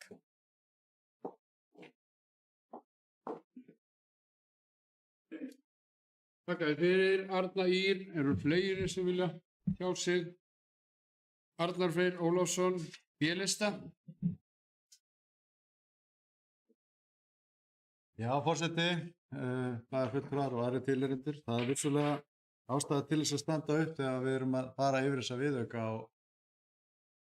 og kannski aðeins svona nefna að við kannski ræðum það frekar á eftir að það sem er framundan í vinnu við fjárlagagerðina, það er ærið. Og það er hins vegar þannig að þegar við erum að fara yfir þessar fjárfestingar sem að eru fyrirliggjandi að sveitarfélagi þarf að ráðast í, að þá er vissulega lítið til. Það er verið að reyna að kreista út hverja krónu eða fresta eyðslu á henni til næstu ára og við erum ýmist að reyna að finna leiðina til þess að spara, og svo er hægt að spara sér til óbótaðu þetta og verða til þess að hér hverfi allt frá okkur og enginn hafa neinn störf af því að grafa skurði eða leggja hér nýja hitaveitu eða eitthvað slíkt. Þannig að meðalhófið hér er náttúrulega auðvitað eitthvað sem að verður líka að hafa hugfast þegar við erum að fara í fjárfestingar og gera þessa viðauka, að það verður að reyna að finna einhvers konar meðalveg í þessu öllu saman, og það er auðvitað eitthvað sem að kallar á aukna lántöku, og það er manni kannski líka alveg þvert geð, vegna þess að það þýðir það að við erum að borga háa vexti í hávaxta umhverfi og svo framvegis. En bara svona til að árétta, því að það er verið að færa þarna til fram og tilbaka auðvitað á milli bókhaldslykla og erfitt að átta sig á því nákvæmlega hver er enda niðurstaðan í þessu, en niðurstaðan hún kemur náttúrulega bara fram í fjárhagsáætlun og hún er svo að fjárfestingar eru miklar, vextir eru háir og fara hækkandi, lausafé fer þverrandi, og við stöndum hér og erum að gera okkur besta í að reyna að ná saman endum, og þá eru þessir viðaukar verða þeir í rauninni kannski tíð fyrirbæri inn á bæjarstjórnarfundum, og þá þurfum við að hafa svolítið framsýni og kjark til þess að reyna að áætla rétt og nákvæmlega og nota tölur sem að er eitthvað ábyggjandi, ekki það sem að okkur ber að nota vegna þess að þjóðarspáin spáir einhverju ákveðinni verðbólgu. Við verðum líka að horfa bara og nota í rauninni það sem að kallast heilbrigð skynsemi, að reyna að beita henni líka við áætlanagerðina.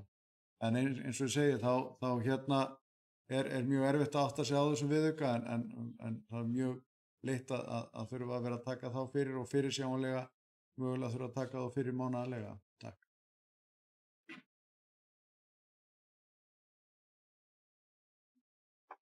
Já, þakkaði fyrir. Arnar, eru fleiri sem vilja tjá sig? Og ef svo er ekki, þá tökum við hér til atkvæða 7. línu á dagskránni viðauka við fjárhagsáætlun eins og að framan greindi. Ég ætla ekki að telja það upp aftur og við þá að greiða hér atkvæði, þeir sem eru þessu samþykkir, við sæskið merki.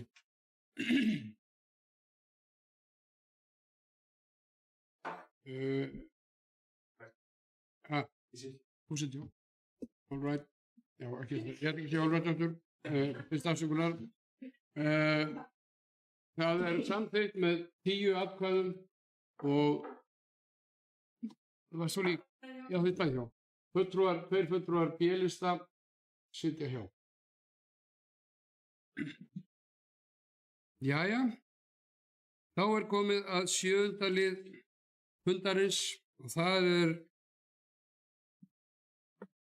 heilmikið prógram. Það eru gjaldskrárnar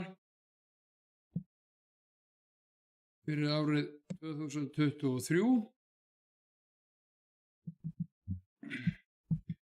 Það er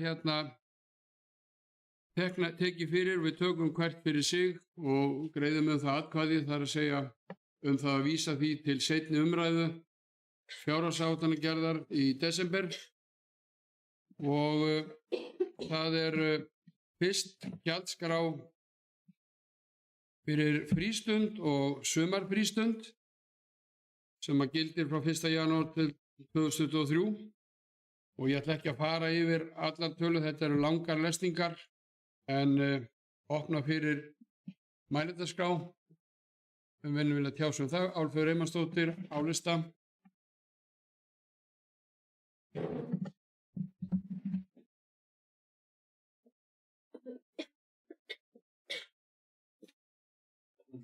Forseti, bæjarfulltrúar, kæru íbúar og aðrir sem eru að fylgjast með.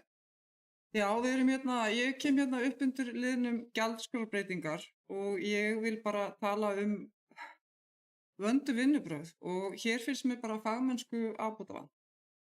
Ég veit að þetta er fyrri umræða. Skjölin sem fylgja með, að það er í raun og veru bara breytingarnar sjálfar. Mér bárust þessi gögn síðdegis á mánudag ásamt öllum öðrum gögnum þessa fundar. Þannig að ég hef 2 daga til þess að kynna mér öll gögn fundarins og setja mig í þau. Hvert einasta skjal, hver einasta gjaldskrárbreyting nefnir bara breytinguna sjálfa.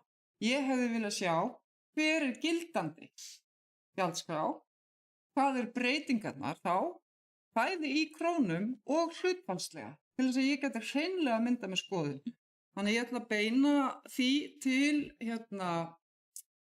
bæjarstjórnar allrar sem eru að vinna þessi mál í sameiningu að fyrir næstu umræðu að þá verði þetta sett upp svona. Ég bara hafði ekki tíma á þessum 2 dögum til þess að bletta öllum gildandi gjaldskrám upp og bera það sama við þessar breytingar. Ég bara hafði ekki tíma til þess og ég held að ekki nokkuð manneskja sem að er bæði að reka heimili og í vinnu af því að þetta er nú hlutastarf að vera bæjarfulltrúi að gera það á 2 dögum. Þannig að mér finnst þetta mjög ófagmannlega framsett en gerir mig grein fyrir því að fyrir umræða. Þannig að ég ítreka það að fyrir næstu umræðu að þá sé þetta sett upp svona þannig að við skiljum þetta. Takk. Takk fyrir Álfheiður. Já, ég á eftir greiðum við atkvæði hverja gjaldskrá sem að verður en sjálfsögður opið fyrir umræður allar gjaldskránar og þetta er gjaldskrá frístundar og sumarfrístundar, þetta er gjaldskrá leikskóla, gjaldskrá fyrir fæði í grunnskólum Árborgar 2023, gjaldskrá fyrir hundahald í Árborg 2023, gjaldskrá fyrir kattahald í Árborg 2023, gjaldskrá bókasafna Árborgar 2023, gjaldskrá fyrir félagslega heimaþjónustu í Árborg 2023, gjaldskrá fyrir leigubílakstur aldraðra í Árborg 2023, gjaldskrá fyrir ferðaþjónustu fatlaðra 2023, gjaldskrá fyrir grænumörk 2023, gjaldskrá húseigna 2023, gjaldskrá Sundstaða Árborgar frá 1. janúar 2023, gjaldskrá fyrir heimsendan mat í sveitarfélaginu Árborg 2023, gjaldskrá vatnsveitu Árborgar 2023, skip og bygg, gjaldskrá tillaga 2023, gjaldskrá vegna fráveitu í Árborg 2023, gjaldskrá fyrir sorphirðu í Árborg 2023 og gjaldskrá Selfossveitna 2023. Við munum síðan taka fyrir hverja gjaldskrá fyrir sig og greiða atkvæði það að vísa henni til seinni umræðu. Ég get svo síðan tekið undir það með Álfheiði að það væri svona skýrara fyrir kjörna fulltrúa og þá sem kynna sér gögnin að hafa kannski það verð sem er á þjónustunni inni og síðan breytinguna og mögulega hlutfallið. Þetta er bara aðeins meiri vinna og það er ábyggilega hægt að verða við því fyrir seinni umræðuna ef við vonum það. En Fjóla Steindóra Kristinsdóttir félista, hún ætlaði að koma að flytja hérna eitt ljóð og ekki.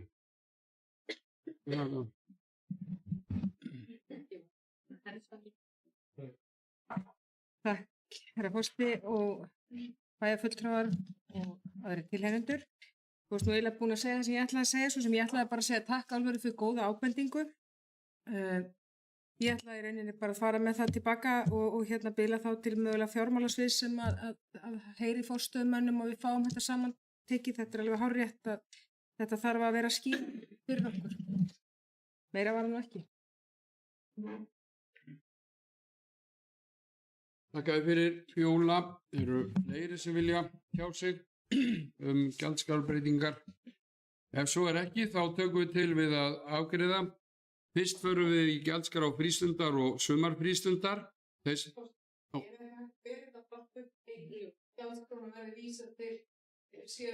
er hægt. Já. En fundarsköpin eru samt með hitt, en ef að fólk vil gera þetta þannig, þá er það bara ekkert mál. Þá gerum við það. Þá vísum við, eða þá greiðum við atkvæði þá sem vilja vísa gjaldskráni í heild sinni til síðari umræðu í desember. Vinsamlegast gefið merki þeir sem eru samþykkið því. Það er samþykkt samhljóða. Þá er komið að fjárhagsáætlun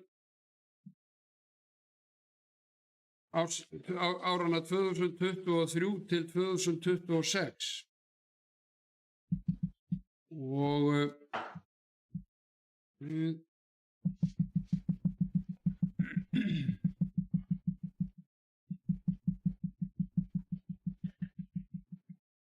það er fyrri umræða og ég reikna nú með því að Fjóla Steindóra Kristinsdóttir komi hér og bæjarstjóri og fulltrúi D-lista flytji hér greinargerð með þessari fjárhagsáætlun og fari yfir fjárhagsáætlunina fyrir okkur fulltrúa hér á fundinum. Fjóla Steindóra, gjörðu svo vel.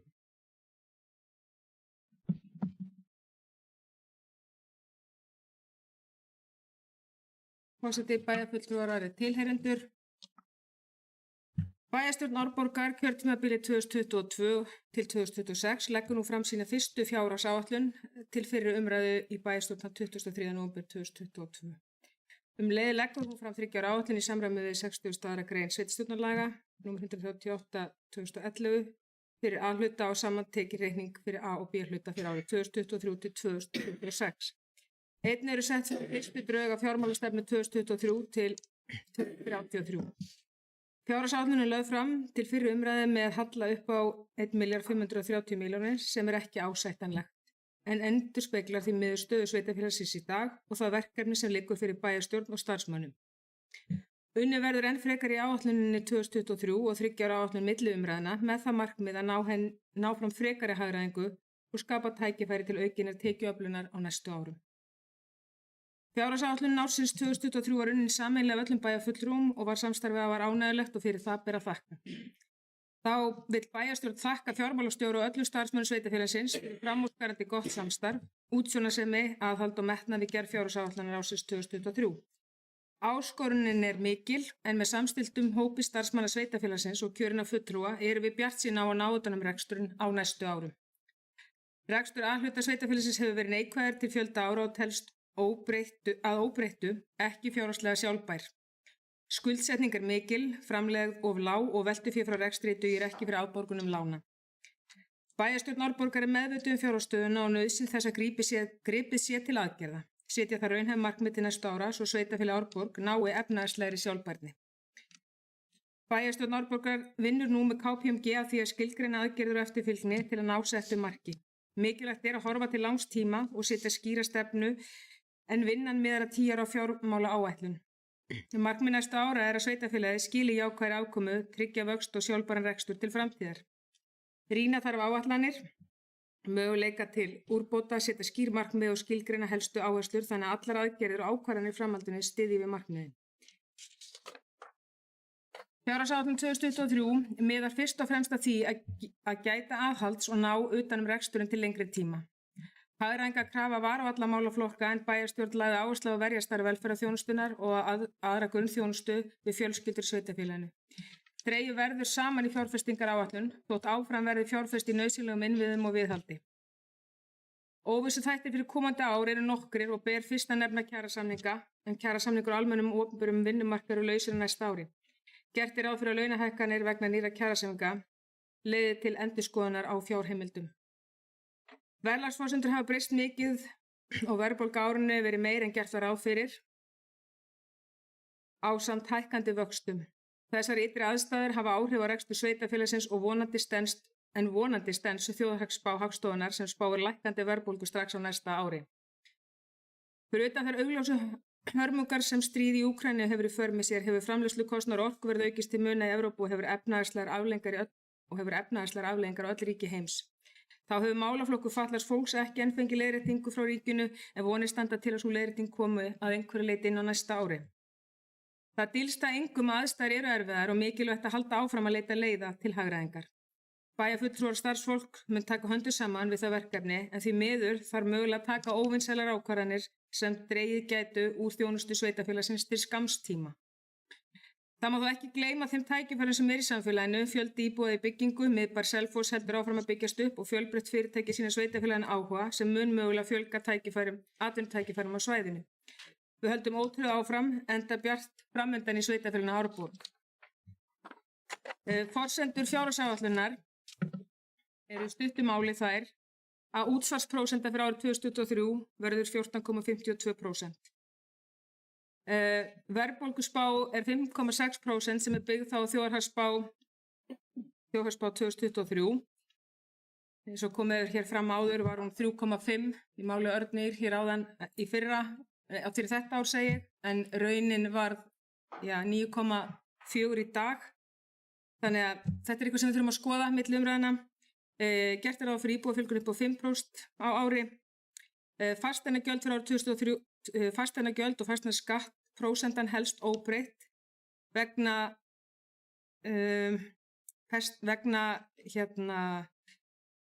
fastrar tengingar við framlög frá jöfnunarsjóði er erfitt fyrir okkur að hreyfa prósentana sem slíka. En til að koma til móts við íbúa hefur vaskgjaldið aftur á móti verið lækkað úr 0,1720 í 0,150 og fráveitugjaldið hefur verið lækkað úr 0,25 í 0,1. Þetta er gert til að koma til móts við hækkun fasteignamats sem er á íbúa og til að koma til móts við íbúa en meðaltals hækkunum var 32% í sveitarfélaginu en allt upp í 38%. Með þessum lækkunum erum við að tala hækkun upp á 7-17% að meðaltali.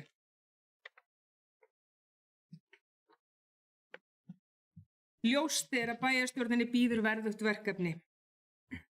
Við gerum okkur grein fyrir því að við munum þurfa að funda á milli umræðina til að vinna enn frekara hagræðingu og leita allra leiða til aukinnar hagræðingar en leið til aukinnar tekjuöflunar.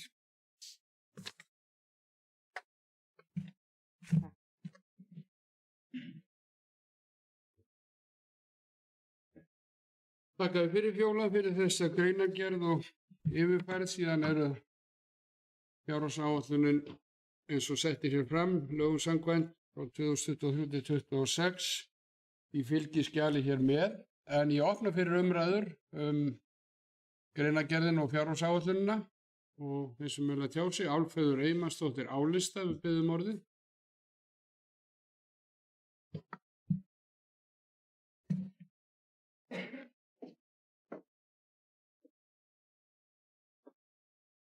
Forseti, bæjarfulltrúar, kæru íbúar og aðrir sem eru að fylgjast með fundinum.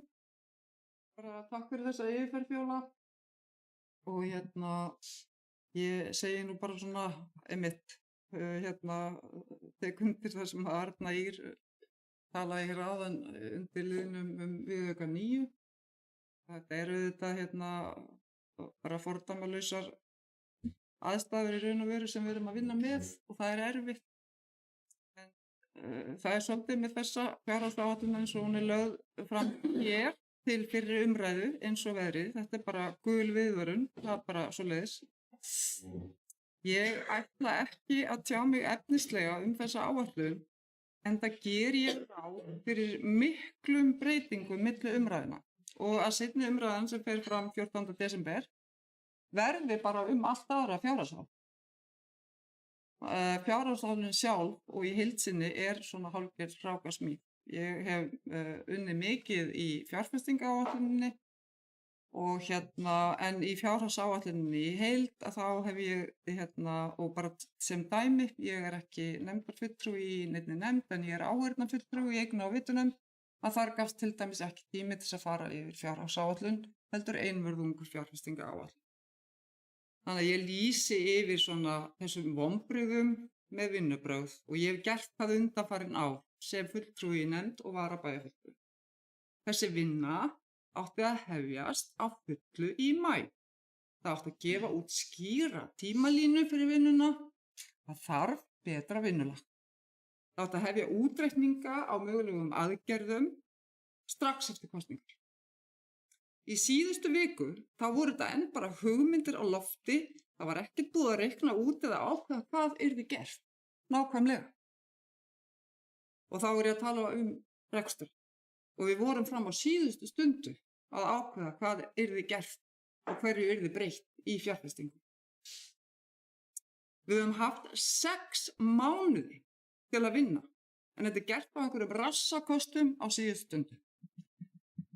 Og þessi nýji meirihluti sem fékk aðeins 46,5% atkvæða í kosningunum og situr því í skjóli minnihluta atkvæða með hreinan meirihluta sem virtist hafa á hreinu fyrir kosningar. Allt á hreinu. Virðist ekki í þessari greinagerð og í þessari vinnu allri hafa neina skýra stefnumörkunum hvernig eigi að taka á fjármálum sveitarfélagsins. Þannig að þetta er svona gagnrýni og ég vona að þið takið þetta til ykkar. Því að ég spyr bara, var kosningaloforð Sjálfstæðisflokksins að vinna með KPMG að 10 ára áætlun til sjálfbærs rekstur sveitarfélagsins fyrir kosningar? Nei, það var það ekki. Það var ekki kosningaloforð. Þið voru bara með öll svörin og ætluðu bara að snúa þessu við helst á 1-2 árum. Greinagerðin er mjög almenn. Hún gefur ekki miklar upplýsingar nema að það er engin lausn á taprekstri í augsinn, lántaka aukin. Þess vegna þurfum við þessi vönduðu vinnubrögð. Við verðum að vanda betur til verka og þetta er grunnatriði. Við verðum að taka upp betri vinnubrögð því að það er svo mikið í húfi. Ég hef heyrt fleygt á fundum undanfarið. Þetta er nú, og nú ger ég svona gæsalappir á lofti, bara fjárhagsáætlun. Þetta er nú bara áætlun. Áætlunum ber að fylgja og því þarf að vinna þær vel og gera þær sem best úr garði. Og ég er með skilaboð til okkar allra og þá kannski sérstaklega til meirihlutans fyrir vinnuna fram að seinni umræðu. Það þarf að tryggja lögbundna grunnþjónustu. Það þarf að tryggja að allar hagræðingar aðgerðir séu útreiknaðar og vel ígrundaðar þannig að það skili tilætluðum árangur. Sérstaklega þegar sársaukafullar aðgerðir að ræða. Í greinagerðinni er talað óvinsælar aðgerðir en þær geta líka verið bara mjög sársaukafullar. Og Arnar Freyr sagði áðan að spara sér bara til ógagns. Það er það sem ég er að meina. Ég er nú til dæmis með útistandandi fyrirspurn hagræðingu vegna endurskipulagningar og útistun á upplýsingatækni þjónustunni sem var mjög sársaukafullt. Við erum líka atvinnureikandi og við þurfum að vera ábyrg gagnvart starfsfólkinu okkar. Það er ekki húsgögn, þetta er bara fólk sem á fjölskyldur og eru að plana alveg eins og við þurfum að gera fyrir sveitarfélagi. En ekki umgangast uppsagnir og endurskipulagningu bara léttuð og tilviljunarkennt og bara já, gerum þetta því að einhverjum datt þetta í hug en ekkert búið að reikna út hverju það skilur. Það er einnig að tryggja að hagræðingin felist ekki í því að láta starfsfólk hlaupa hraðar. Margt hvert útkeyrt eftir að hafa staðið vaktina eins og hetjur í gegnum COVID-faraldurinn. Fyrir okkur. Það má heldur ekki láta eignir bæjarins grotna niður með lélegu viðhaldi. Við megum ekki falla í þann pitt að nota gamaldags aðferðir sem felast bara í flötum niðurskurði og allar framkvæmdir stöðvar. Því að við þurfum að fjárfesta til fram. Þetta eru vaxtaverkir sem við erum að upplifa. Það er mikil óvissa og ég vil vera sanngjörn. Ég veit að það er mikil óvissa. Það er óvissa með verðbólgu, vaxtaþróun, kjarasamningagerð, stöðu á markaði hjá verktökum og margt fleira. En öll sveitarfélög, ríkið, fyrirtæki og heimili búa við sömu óvissu og þurfa að áætla fyrir næsta ár með raunhæfum hætti. Og ég vona að þessar 3 vikur verða nýttar vel til að vinna þetta betur því að þetta er nánast óunnin fjárhagsáætlun. Það eru villur, þetta eru gjörsamlega óraunhæfar forsendur og sérstaklega við orð seðlabankastjóra í morgun. Þar sem við sjáum að lækkun verðbólgu hefur stöðvast og hún er aftur á uppleið og vextir á uppleið enda. Við vitum ekki með gengisþróun Þannig að, en þessi óvissa er eitthvað sem að allir búa við, ekki bara við. Þetta er ekki sérstakt vandamál Árborgar. Þannig að við verðum bara að vanda okkur betur, gefa okkur betri tíma. Þetta er agalegt að þetta byrjaði bara fyrir í október, má segja, að við skildum fara að tala þetta. Við erum búin að hafa 6 mánuði. Þannig að ég ætla ekki að taka þetta efnislega þegar ég býst við bara gjörsamlega annarri fjárhagsáætlun í seinni umræðu. Takk fyrir mig. Þakka þér fyrir. Álfheiður Sigurjón Vídalín Guðmundsson, S-lista. Næstur.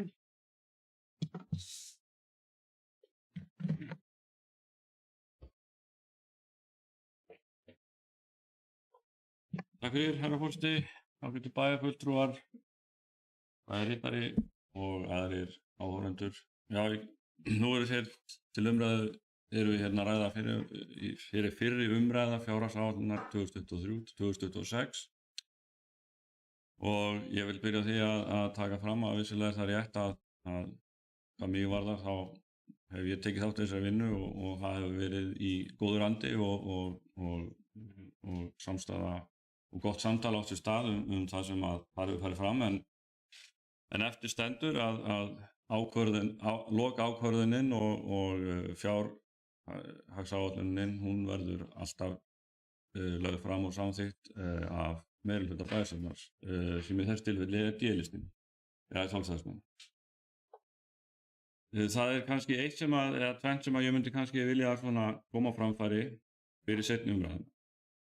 Fyrir það fyrsta að þá finnst mér að það þurfa að koma fram í hverju þessi lækkun á fráveitugjaldi og vatnsgjaldi í hverju hver hún er hlutfallslega á móti hækkuninni á fasteignasköttunum þar sem að fasteignamatið í sveitarfélaginu Árborg hækkaði 32%.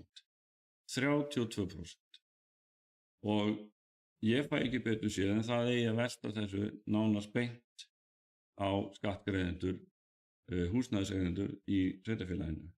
Þetta er gríðarleg hækkun og mér finnst að það þurfa að rökstyðja þetta mjög vel. Og mér sýnist á öllu að þessi lækkun á vatnsskatti og fráveitugjaldi, hún telja ekki mikið.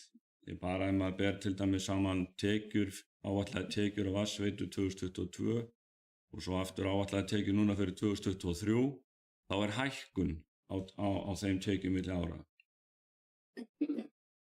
Annað sem ég myndi vilja ræða og koma framfæri að í tíð fyrir meirihluta sem ég átti meðal annars sæti í að þá þrátt fyrir að það hafi verið þrýstingur á og jafnvel krafa að hækka gjaldskrár umfram verðlagshækkanir þá var það aldrei gert. Og sú verðlagsspá sem að Þjóðhagsstofnun hefur gefið út er verðbólgu upp á 5,6% eða 5,3% en heilt yfir þá er verið að hækka flestar gjaldskrár 9%. Og í því samhengi þá langar við að benda á og ég hef nokkur sinnum bent á það að rekstur sveitarfélaga er ekki rekstur einkafyrirtækja eða fyrirtækja á hlutabréfamarkaði. Rekstur sveitarfélags er rekstur þjónustustofnunar. Og vissulega þarf að gæta aðhalds í rekstri og reksturinn gangi upp eins og hægt er. En við megum samt ekki fara að líta svo á að við séum hér að reka fyrirtæki sem eiga að skila hagnaði sama hvað. Og þegar að það er þröngt í ári, þegar að það er erfið ár efnahagslega, þá eru það erfið ár fyrir alla íbúa sveitarfélagsins. Það er ekki bara sérstakt vandamál sveitarfélagsins sem slíks, heldur er þetta vandamál allra íbúana og við þurfum að hjálpast við að leysa þennan vanda og við þurfum að hjálpast við að bera byrðarnar. Og það er ekki hægt að mínu mati að skella nánast allri skuldinni, ef svo er hægt að segja, á herðar íbúa já bara á einu bretti. Við þurfum að dreifa þessu. Það þarf að dreifa álaginu til langs tíma. Til þess eru sveitarfélög, að mínum að allavega. Ég tek líka undir orð Arnar Freyrs og ég hef líka reyndar sagt þetta nokkur sinnum að við verðum að passa okkur á því að spara okkur ekki til ógagns. Við megum ekki hnýða okkur svo þröngan stakk, við megum ekki fallið þá gryfju að ætla að draga úr öllum framkvæmdum, úr allri vinnu sem að getur gert okkur kleift að komast hraðar upp úr hólunni þegar að tækifæri gefast við. Við megum ekki fallið þá gryfju að gera ekki neitt, að fara í eitthvað algjört framkvæmdastopp. Það er bara ekki boði. Núna er rétti tíminn til að undirbúa allt sem að við getum og sjáum fyrir okkur að geti komið sveitarfélaginu uppbyggingu þess og íbúðum til góða á næstu árum. Núna er tækifæri til þess. En ég ætla ekki að hafa fleiri orð þetta í bili. Ég hlakka bara til að sjá hvað gerist núna á milli umræða og ég vona að þetta verði unnið betur og ég tek undir með Álfheiði. Það má sannarlega vinna margt betur og ég ætla líka að taka undir vanandi gjaldskrárbreytingarnar sem að voru til umræðu í liðnum undan. Að þráttur að það hafi verið viðtekin venja að þær hafi ekki verið sýndar breytingin á milli ára, þá er það sjálfsögðu eðlilegt að sé þannig bara bæði fyrir þá sem að eru að bæði fyrir íbúana og okkur og aðra sem hafa áhuga á þessu. En þetta verður ekki lengur að mér til. Takk. Já, þakkaði fyrir Sigurjón. Þá hefur Fjóla Steindóra Kristinsdóttir Gélistaflið orðið.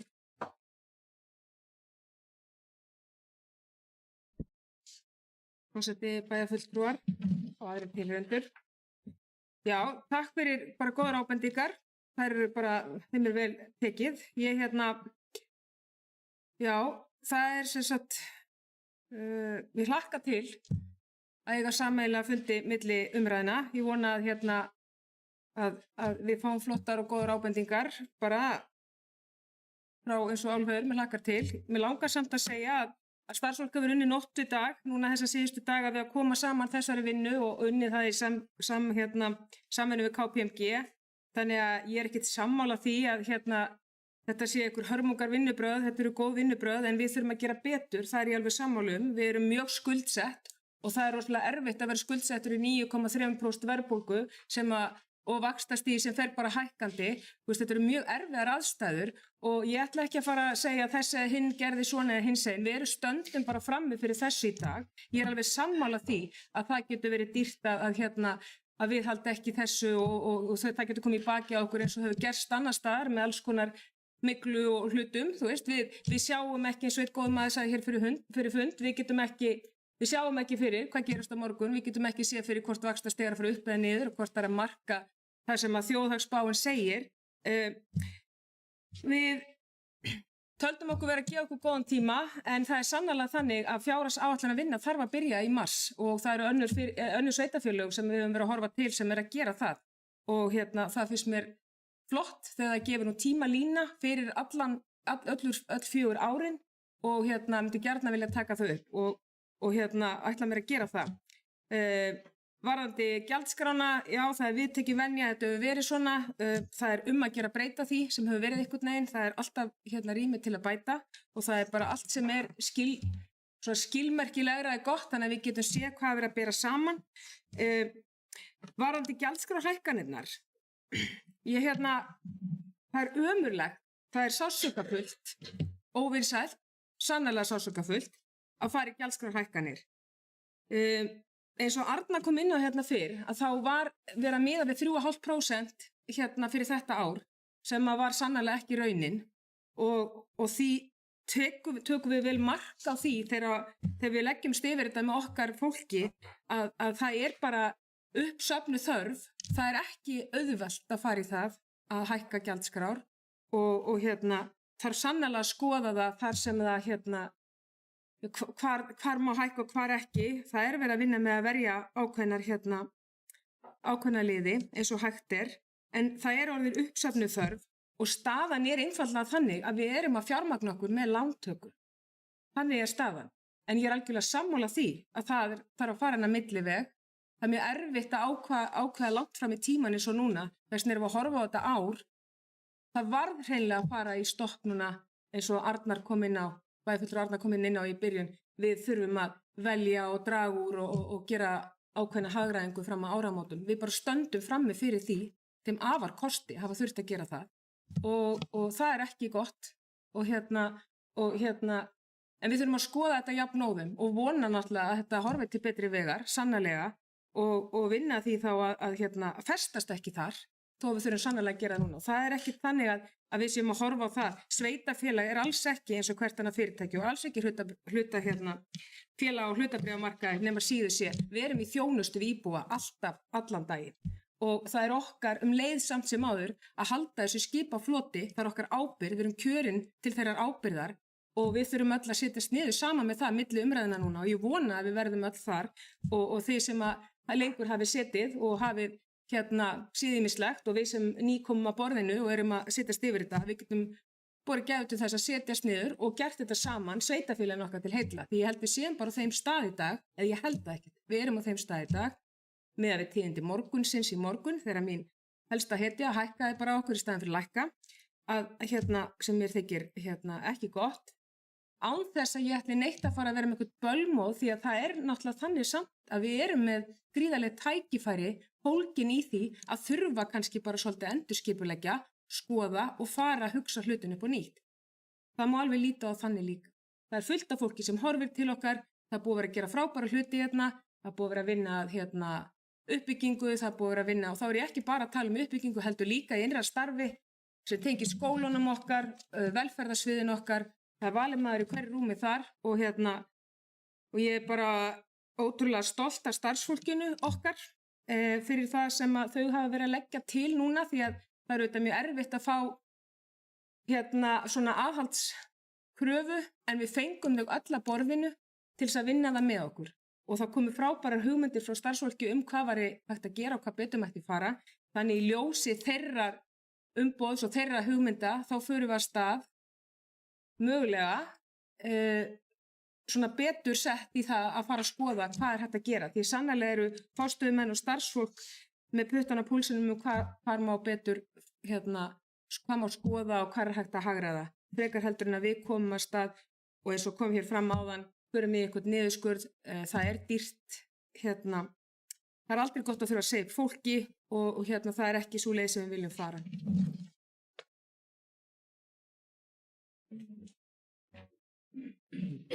Þakka þér fyrir, Fjóla. Og þá hefur næst beðið orðið Arna Ýr Gunnarsdóttir að skýsta.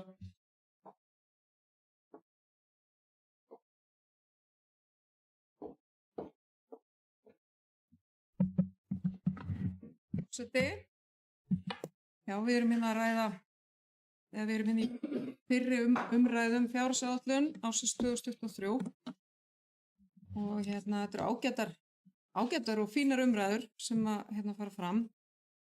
Við höfum, eins og hefur komið fram, átt nokkra fundi saman, öll bæjarstjórnin fjárhagsáætlun og svona fólk hefur kannski mismikið tekið þátt í þeim en flestir svona að einhverju leyti og fínir fundir en auðvitað ofboðslega mikið undir og mikil umræða og við hefðum þurft fleiri fundi og betri tíma eins og við komum fram og vonandi gefst okkur tækifæri til þess að gera úrbætur núna á milli umræðina að við hittumst öll og förum betur ofan í þetta.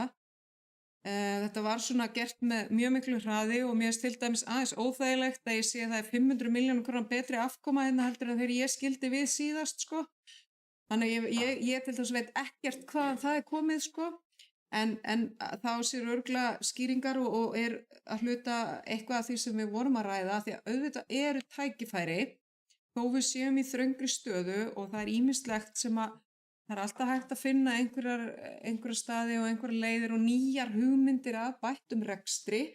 Það er sem betur fer þá eru kannski nýtt starfsfólk og öðruvísi leiðir og sem að við getum fundið og síðan náttúrulega eitt sem við auðvitað verðum að horfa til í sveitarfélaginu, það er að við verðum að selja eignir. Það er alveg á kristaltæru. Við komumst ekki upp með annað en að horfa til sölu eigna í sveitarfélaginu og við getum selt eignir og það er eitthvað sem að það þarf aktíft, svo ég sletti aðeins, að fara í, vinna því að krafti að meta hvaða eignir er heppilegt og við getum selt, nýtast ekki lengur og er ekki forsvaranlegt að við séum að eiga að verðmeta það og koma því í lóg. Það er gríðarlega mikilvægt. En síðan er það þannig að eins og svo sem marg hefur verið rætt og talað að við erum auðvitað sveitarfélag í gríðarlegum vexti og innviða uppbygging er náttúrulega ofboðslega kostnaðarsöm, með fjölgun íbúa, við erum ekki bara að fólk ætlar ekki bara að búa í íbúðum og gera ekkert annað, það þarf náttúrulega allir þurfa sína þjónustu og ef að við kynnum okkur aðeins tölur eins og sem við getum nú náði hjá Sambandi íslenskra sveitarfélaga, að þá er til dæmis sveitarfélag Árborg, við erum með alveg ofboðslega lágar tekjur á íbúa í þessu sveitarfélagi.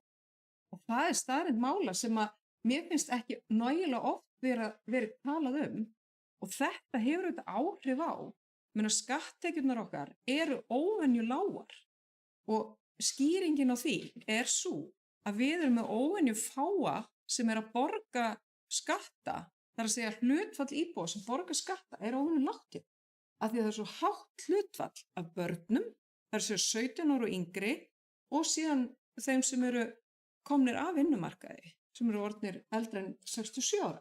Og þetta er bara mjög mikilvæg staðreynd og sem að mér finnst hefur ekki verið nóg mikið rætt og eitthvað sem við þurfum að velta fyrir okkur og horfa til og það er meira sem við hefum fengið ábendingar frá mjög færum fjármálamönnum eins og Haraldi L. Haraldssyni þar sem að hann vildi meina að við ættum að ræða þetta við jöfnunarsjóð og það hefur verið innbrað á þessu að við njótum ekki sannmælis varðandi tekjujöfnunarframlög frá jöfnunarsjóði sveitarfélaga vegna þessara staðreynd.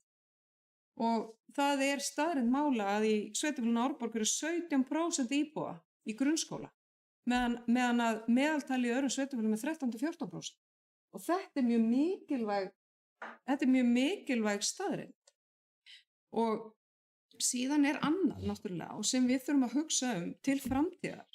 Fyrst við erum að ræða þetta því að það er alveg ljóst að sveitarfélög það þarf að horfa til hvernig við getum orðið betur sjálfbær. Og eitt er að lóðir í sveitarfélögum, og þá er ég ekkert endilega bara að tala sveitarfélag Árborg, bara lóðir í sveitarfélögum á Íslandi, eru of ódýrar. Það fæst ekki fyrir uppbyggingu innviða í lóðagjöldunum eins og þau eru í sveitarfélögum á Íslandi. Og við heyrðum þetta nú bara eins og fjármálaráðstofnun er bara gott með Mosfellsbæ, sem að fínn fyrirlestu það frá fyrrverandi bæjarstjóra, sem kom fram og það er bara, við getum bara fært þetta dæmi hingað og það hefur meiri sé að verið rannsakað í einu útkverfi á höfuðborgarsvæðinu þar sem að hagfræðingur gerir rannsókn á því og fullyrti að hverfi, það hefði tekið 30 ár að greiða upp innviði í hverfi þar sem eingöngu voru lóðir seldar fyrir gatnagerðargjöld. Og þetta er bara eitthvað sem að sveitarstjórnarmenn og aðrir á Íslandi þurfa að bara horfa í að við erum ekki að innheimta það sem það kostar að byggja upp sveitarfélag. Og mér langaði bara að ræða þetta og koma inn á þetta og þetta er bara eitthvað sem að skiptir máli að við skoðum til framtíðar. En þessi fjárhagsáætlanagerð eru þetta bara flókin, við erum í erfiðri þröngri stöðu en svo er eins og hefur verið margir rætt hérna að við þurfum að vanda okkur, það má ekki gerast aftur eins og gerist í hruninu þar sem að við allir komumst bæði í innviðaskuld og viðhaldsskuld og allt þetta, að það þarf auðvitað bara að vanda sig við forgangsröðun og passa upp á það að það fari ekki allt í vitleysu þó að eins og það hafi ekki verið hærri vextir eða verðbólgan hefur ekki verið hærri í 12 ár eins og hún er núna á Íslandi. Þannig að við erum bara í erfiðri stöðu en það birtir upp síður og vonandi er þetta skeið fljótt á enda. En ég er bara hlakka til að halda áfram með þessa vinnu og við náttúrulega bara höldum áfram að ræða þetta. Þakka þér fyrir Arna, þá er Álfheiður Einarsdóttir á lista. Akkurat, þá er það Ellý Tómasdóttir B-lista Framsóknar.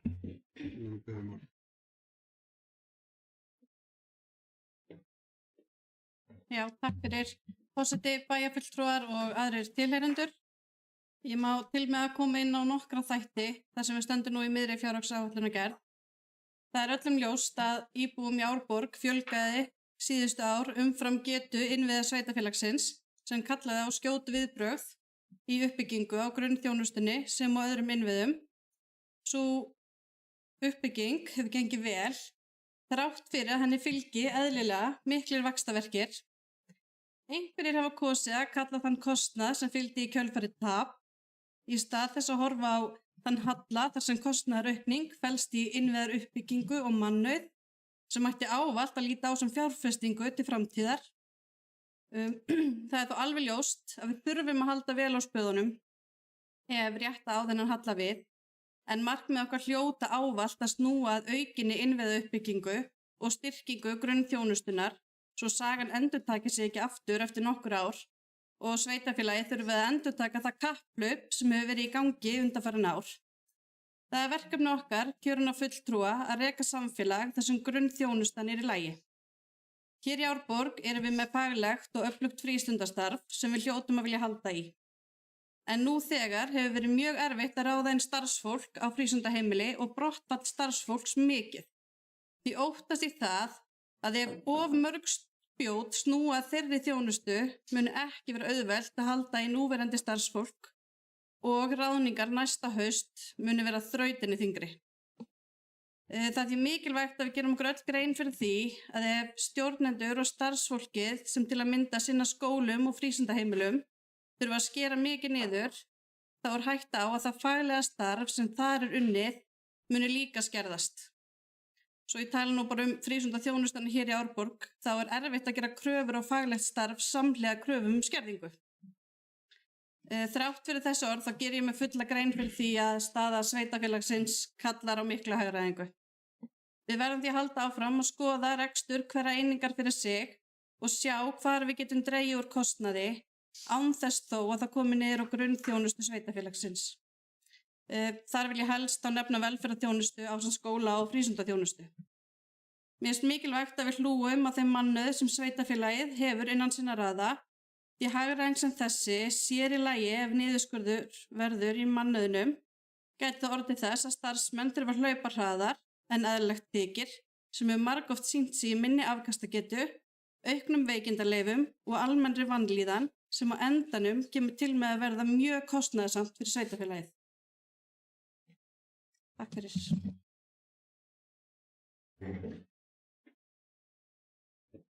Takk fyrir þetta, Ellý. Þá hefur Arnar Freyr Ólafsson B-lista orðið. Já, fyrir forseti, bæjarfulltrúar og aðrir tilheyrendur. Jú, það er verið að þakka fyrir samvinnu og það er nú eitt af einkennisorðum okkar í Framsókn, það er auðvitað samvinna og það er okkur mjög eðlislegt að vinna með fólki og koma með góða lausnir við erfiðum málum og við leggjum okkur fram það og við skulum hafa það alveg á hreinu og við erum kjörin til þess að vinna að hag bæjarbúa. Ég er búin að segja þetta áður og þetta er útgangspunktur okkar í Framsókn, það er bara þannig og ég heyri það líka að það eru allir hér af fullum heilindum að starfa fyrir auðvitað hag sveitarfélagsins og það er í rauninni bara vel. Aðeins varðandi vinnuna sem hefur verið farið í að fara yfir þá fundi sem haldin hafi verið í fjárhagsáætlunargerð, að auðvitað er verið að reyna að finna taktinn í bæjarstjórn núna og það er vissulega hægt að gera betur þegar verið að undirbúa fundi og það er svona svolítið eitthvað sem að ég vil beina til beina til meirihluta í áframhaldandi vinnu að auðvitað þegar það er verið að koma með tillögur aðgerðir að það sé í rauninni lagt svolítið á borðið hverjar sko afleiðingarnar eru af þeim hugmyndir sem hafa verið borðnar á borð. Það er erfitt að vera að vinna með og fara eftir ekki allir sammála að gera þetta eða hitt. Það er erfitt að fallast á einhverjar hugmyndir sem eru eins og óútfylltur tékki í rauninni fyrir okkur. Þannig að kalla kannski eftir því að auðvitað það er allir á fullu en þetta er bara gríðarlega mikilvægt og það sem við erum núna með fyrir framan okkur er ekkert eitthvað einkamál meirihlutan. Þetta er auðvitað einkamál allra bæjarbúa og við í rauninni verðum bara að leggjast á eitt að vinna saman í því að berja þessa áætlun saman og fylgin eftir. Við erum búin að vera að sko sjá verulega breytingu á innviðum samfélagsins. Þetta er náttúrulega þannig að stýrivextir eru komin í 6%, voru hækkað 0,25% stig í morgun. Og þetta er náttúrulega sorglegt. Við horfðum á fréttir í gær þar sem að vinnumarkaðsfrömuður er að leggja til að það verði yfir 30-40% hækkun á grunnlaunum þeim sem eru lægst og hvað þýðir það fyrir okkar ágæta sveitarfélag? Ef við erum að fara að deila því á einhver 3 ár og þá erum við að sjá pluss mínus 7% hækkun í launum á ári. Hvað þýðir það fyrir sveitarfélag sem borgar 9,5 milljarða í laun? Það þýðir 650 milljónir á ári. Skatttekjur sveitarfélagsins duga ekki í ár fyrir útgreiddum launum. Bara endurtekið það. Heildarinnheimta skatta sveitarfélagsins árborgar eru lægri heldur en launakostnaður. Þetta er staðan sem við erum að leysa. Við erum með eigifé sem er áætlað núna í þessum frumdrögum áætlað að endist okkur nú svona aðeins út árið.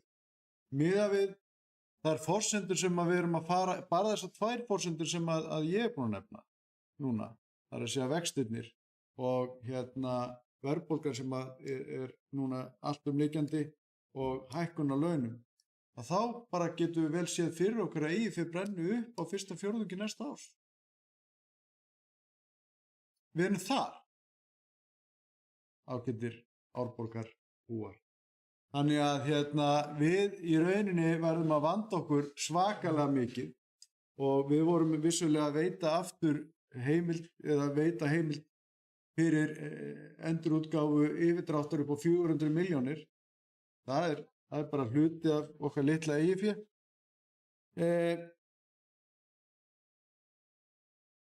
Við erum í rauninni á stað þar sem að við þurfum, það er alveg augljóst mál að við þurfum að sækja okkur fé til þess að fjármagna þá þjónustu sem að okkur ber að veita. Og við þurfum að dreifa því á nokkur ár eins og ágætur bæjarfulltrúi Sigurjón Vídalín kom inn á áðan.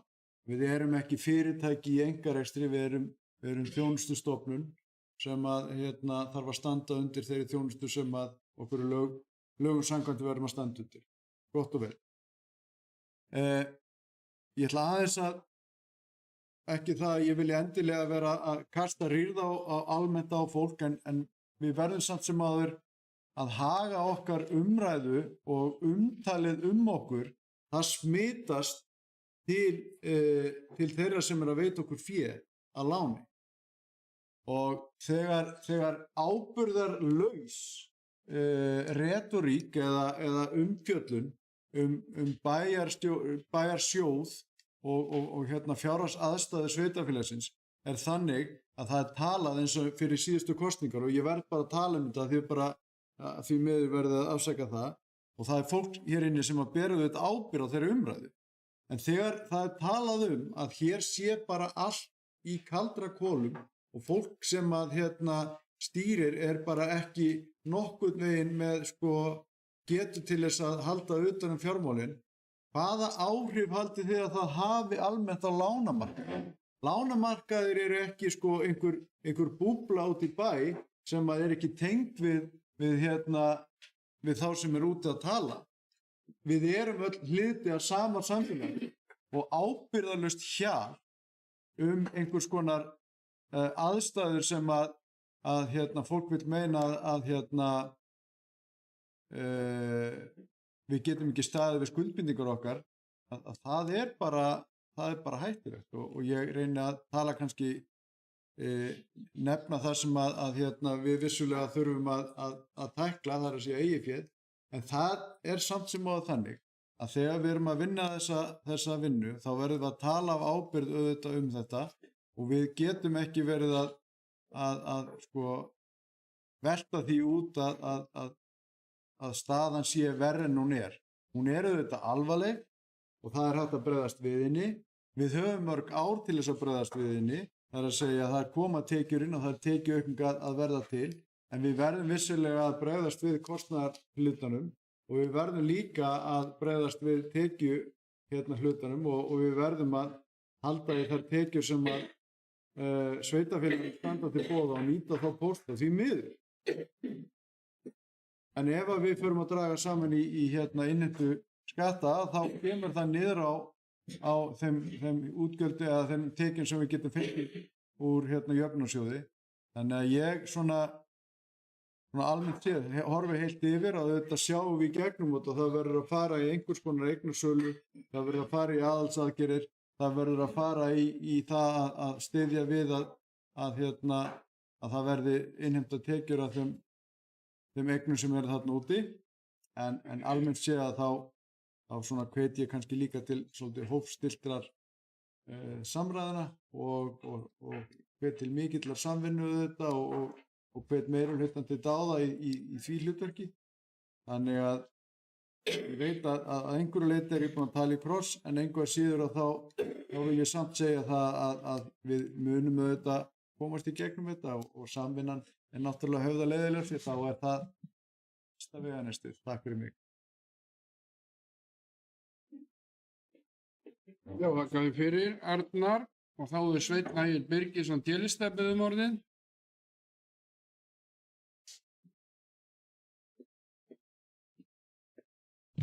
Já, forseti, bæjarfulltrúar og aðrir íbúar sem til mín heyra.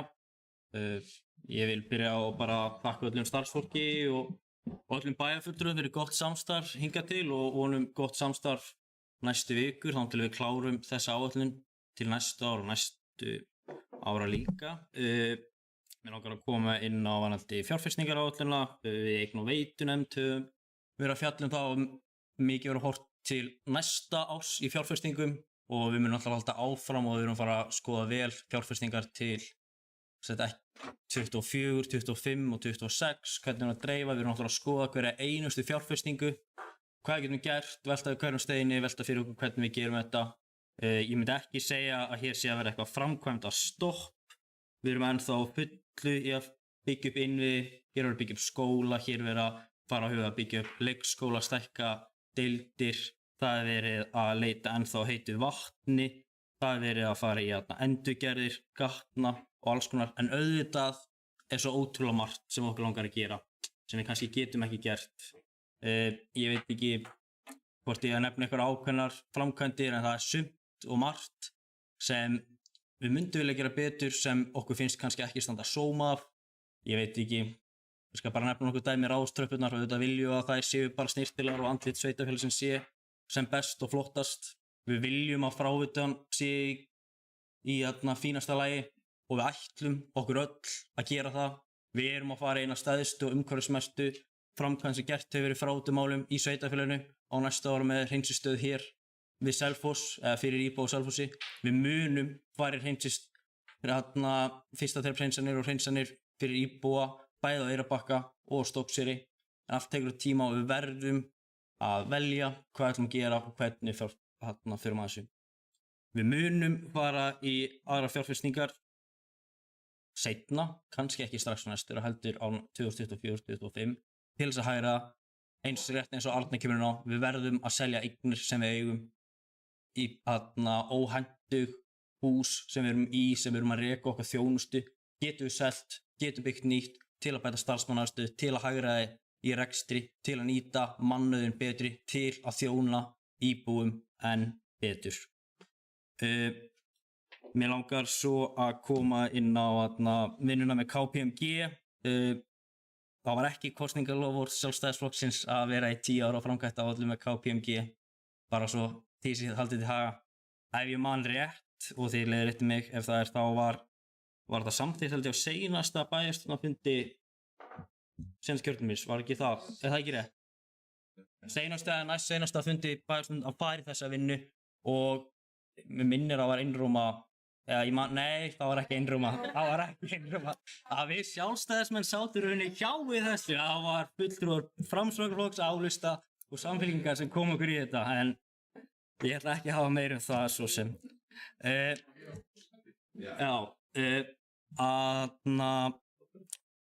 Orð Sigurjóns að skella skuldin og íbúa með hækkun fasteignagjalda. Þetta náttúrulega, ég get alveg sagt, mér finnst alveg svolítið erfitt hvað erfitt fyrir okkur sveitarfélögin að fá tekjur og hvað ríkið með puttanum í miklu. Við ráðum okkur ekki nógu mikið sjálfs og erum ekki nógu frjáls. Það alveg glatað að fasteigna mat hækkir svona mikið og við höfum náttúrulega ekki að segja. Og ef við ætlum að rekka fasteigna skattprósentuna, þá refsa ríkið okkur með minni fjárlögum frá jöfnunarsjóði. Þetta kemur manni svo óvart og ég held að geri sig ekki allir íbúar grein fyrir þessu og þetta rosalegt finnst mér í raun að þetta sé svona. En ég myndi ekki segja að við séum kannski að skella skuldun íbúa, heldur það kemur alltaf á skuldadöfum. Þótt við myndum bíða með þetta og skuldir myndi hækka, þá erum við að hækka skuldir á hverja, við erum að hækka skuldir á bæjarsjóð og hverjir eiga bæjarsjóð, það eru jú við og það eru íbúarnir, af því við erum hér íbúar. Það kemur alltaf á skuldadöfum og við munum alltaf þurfa að greiða þetta, það bara spurning hvernig við greiðum þetta og það náttúrulega pólitísk ákvörðun. Að spara til ógagns, það náttúrulega bara umræða sem við erum alltaf að taka. Við verðum að vera með að fjárfesta, við verðum að sinna viðhaldi, við verðum að gera þetta, að það verður ekki stoppað, en auðvitað viljum við alltaf gera meira. Við viljum taka fleiri metra í endurnýjun gatna, við viljum endurnýja fleiri kennslustofu, við viljum endurnýja bílaflotan, við viljum gera betur, en þetta alltaf bara val og við verðum að ákveða hver og það dýrt að vera fátækur, sérstaklega þegar verðbólgan svona mikil. Þetta náttúrulega bara gríðarlega erfið stað og gríðarlega óvinsælt og erfitt og þetta, ég veit ekki, það voru góð orð sem fjallu hversu mikið þetta að standa saman, en saman munum komast í þetta og ég ætla ekki að brýna meiri hlutan eins og allir eru búin að gera hérna, ég ætla að brýna okkur öll bæjarfulltrúa til þess að taka á þessu og vinna saman á þessu og koma með lausnir og saman, eins og Arnar segir, með samvinnu að leiðarljósi, samvinnu Framsóknarflokksins og samvinnu okkar allra, þá munum við örugglega komast í gegnum þetta og hér gott að búa, við vitum að við sjáum að hérna vel íbúar koma, en við verðum að standa vörð þá íbúa sem eru hér í sveitarfélaginu núna. Við þurfum ekki endilega að hugsa alltaf þá íbúa sem eru að koma hérna og reyna að fá alla, heldur eigum við íbúa sem búa hér nú, vilja vaxa hér og dafna, stofna fjölskyldur og við verðum að standa fyrst og fremst, við verðum þá íbúa að því þeir hafa valið sér að búa í þessu samfélagi og þannig allan mitt leiðarljós í þessu. Takk hérlega.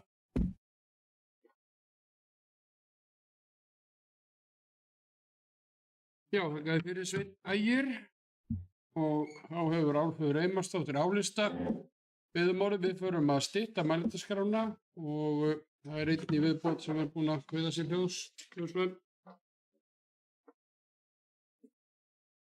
Takk forseti. Já, ég var kannski svolítið hvöss á hann, en það helgast eiginlega kannski af því að ég var svo svekkt. Ég hélt einhvern veginn að það yrðu framfarir í vinnubröðunum og þessari tímalínu, af því að það er svo langt síðan að við vissum að við erum alltaf aðeins svo sein. En svo það með forgangsröðunina og það er alveg rétt sem að Sveinn Ægir segir, það er náttúrulega fullt sem við viljum gera. En það sem ég var líka kannski svolítið svekkt með, að ég hef verið að kalla eftir framtíðarsýn og mér finnst ég fá svona skýrari skilaboð með framtíðarsýn og hvernig er best að einhvern veginn að haga seglum eftir vindi og sigla okkur í gegnum þetta svo að öllum líði vel og bæði sveitarfélagi og íbúum þess. að til dæmis hefur verið á bara fín samvinna. Og einmitt, ég held að við Sveinn Ægir til dæmis séum bara alveg sammála að við viljum frekar fjárfesta í einhverja grunnþjónustu fyrir börn og unglinga í sveitarfélaginu heldur en að gera við Ráðhúsdreppurnar. Þannig að forgangsröðunin verður að vera á hreinu og þess vegna vil ég fá einhver skilaboð, einhver stefnumörkun og einhverja framtíðarsýn. En ég sé hana ekki í þessum, en vonast til þess að við nýtum bara þessar 3 vikur vel og komumst í sameiginlega framtíðarsýn, sameiginlega forgangsröðun, bæði í fjárfestingunum en ekki síður í rekstrinum. Því að hann verður á endanum að verða sjálfbær, þannig að við þurfum að hafa þessa framtíðarsýn til þess að það geti orðið að veruleika. Þannig að ég var kannski hvöss á hann, en það helgast af því að ég var bara í alvörunni bara dálítið svekkt eftir að hafa verið fylgst með svona utanfrá sem nefndarfulltrúi og bara bæjarfulltrúi að þeir eru búin að vita þetta svo lengi að við þurfum að breyta eins vinnubröðunum, við þurfum að byrja fyrir, við erum ekki enn komin á það. Og mér finnst ekki til of mikils ætlast að læra af reynslunni á 4-5 árum, sko. Mér finnst það ekki óþolinmæði. Mér finnst það bara ekki. Þannig að við bara nýtum þessar 3 vikur vel í samvinnu andanum og en við þurfum að vanda okkur og forgangsröðunin þarf að vera skýr og til þess að forgangsröðunin sé skýr þá var framtíðarsýnin að vera skýr af því við ætlum að fjárfesta í framtíðin, bjartri framtíð fyrir alla íbúa. Takk. Þakka fyrir Álfheiður og þá komið að Braga Bjarnasyni délista.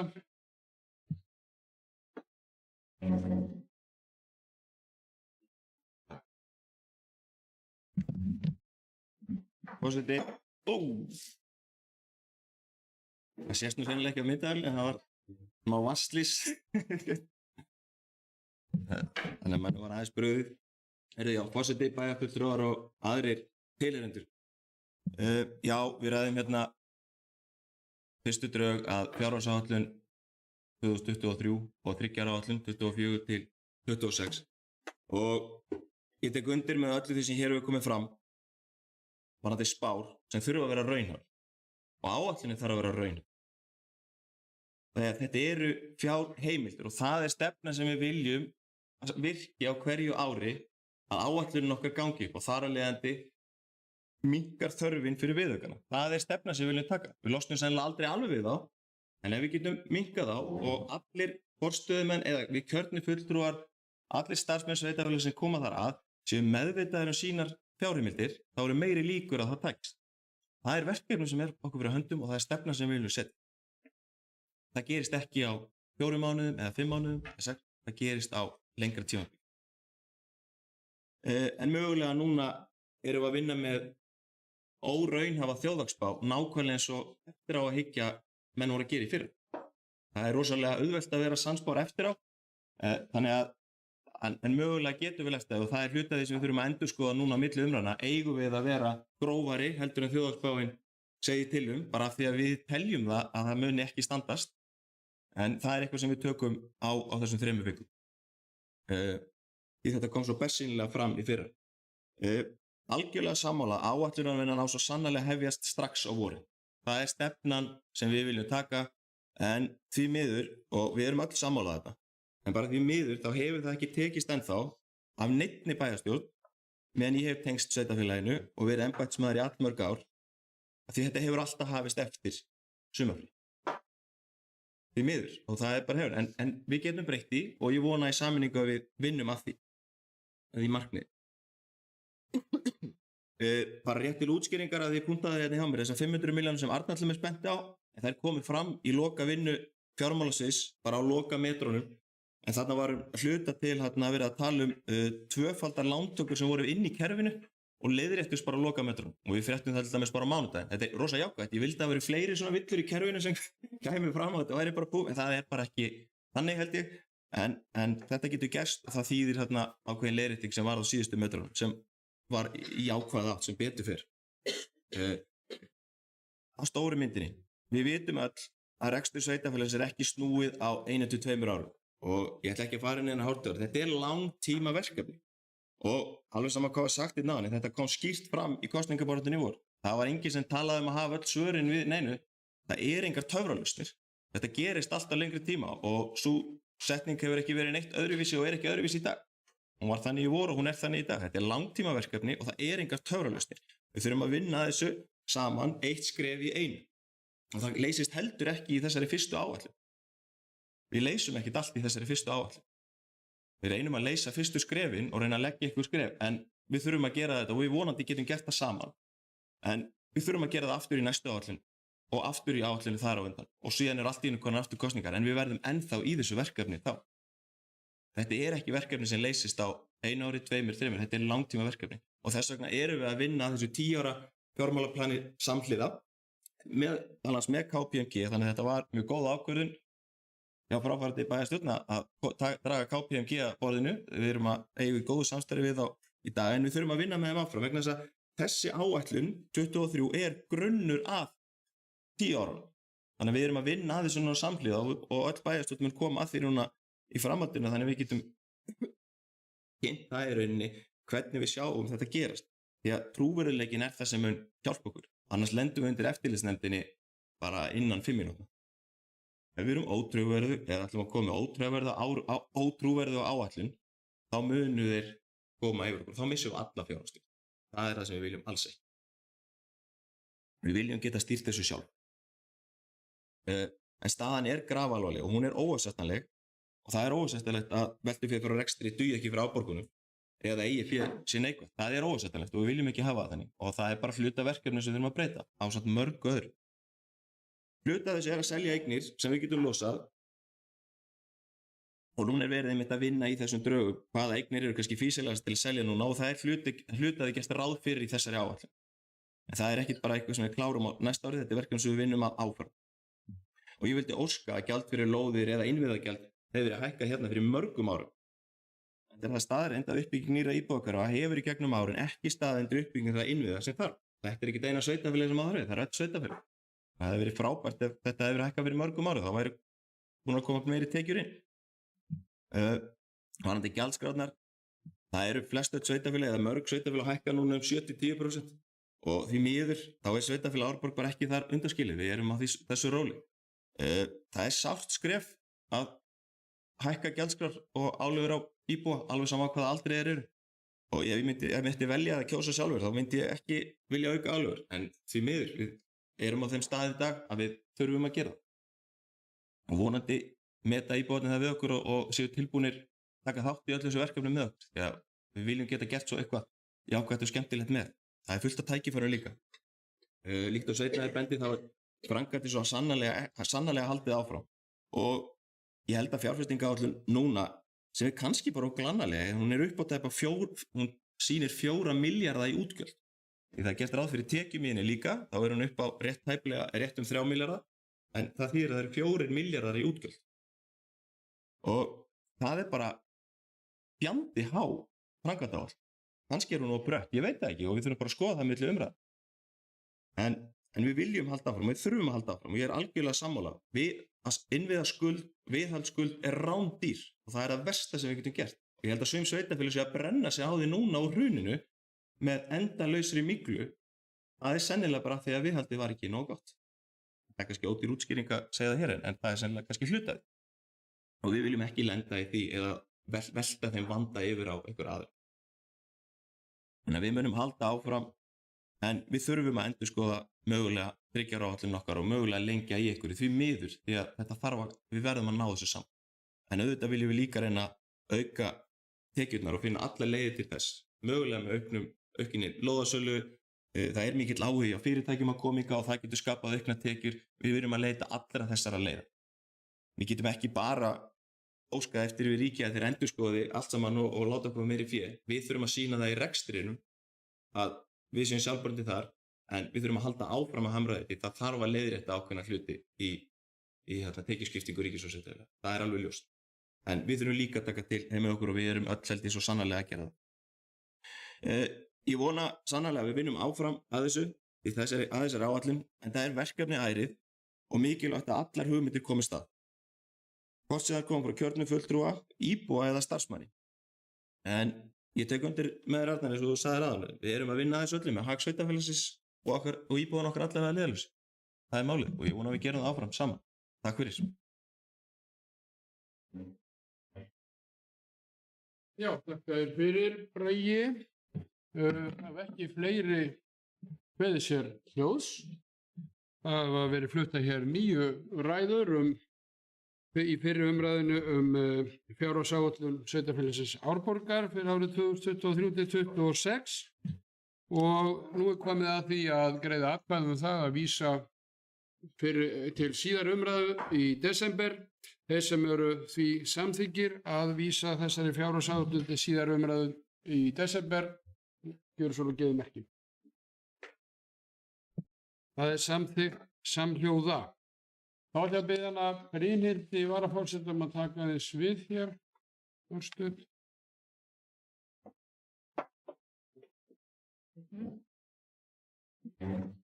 Já, takk fyrir það, Kjartan. Þá förum við í liðin fundagerðir sem eru til kynningar og það er 9. liður, það er frístund og menningarnefnd.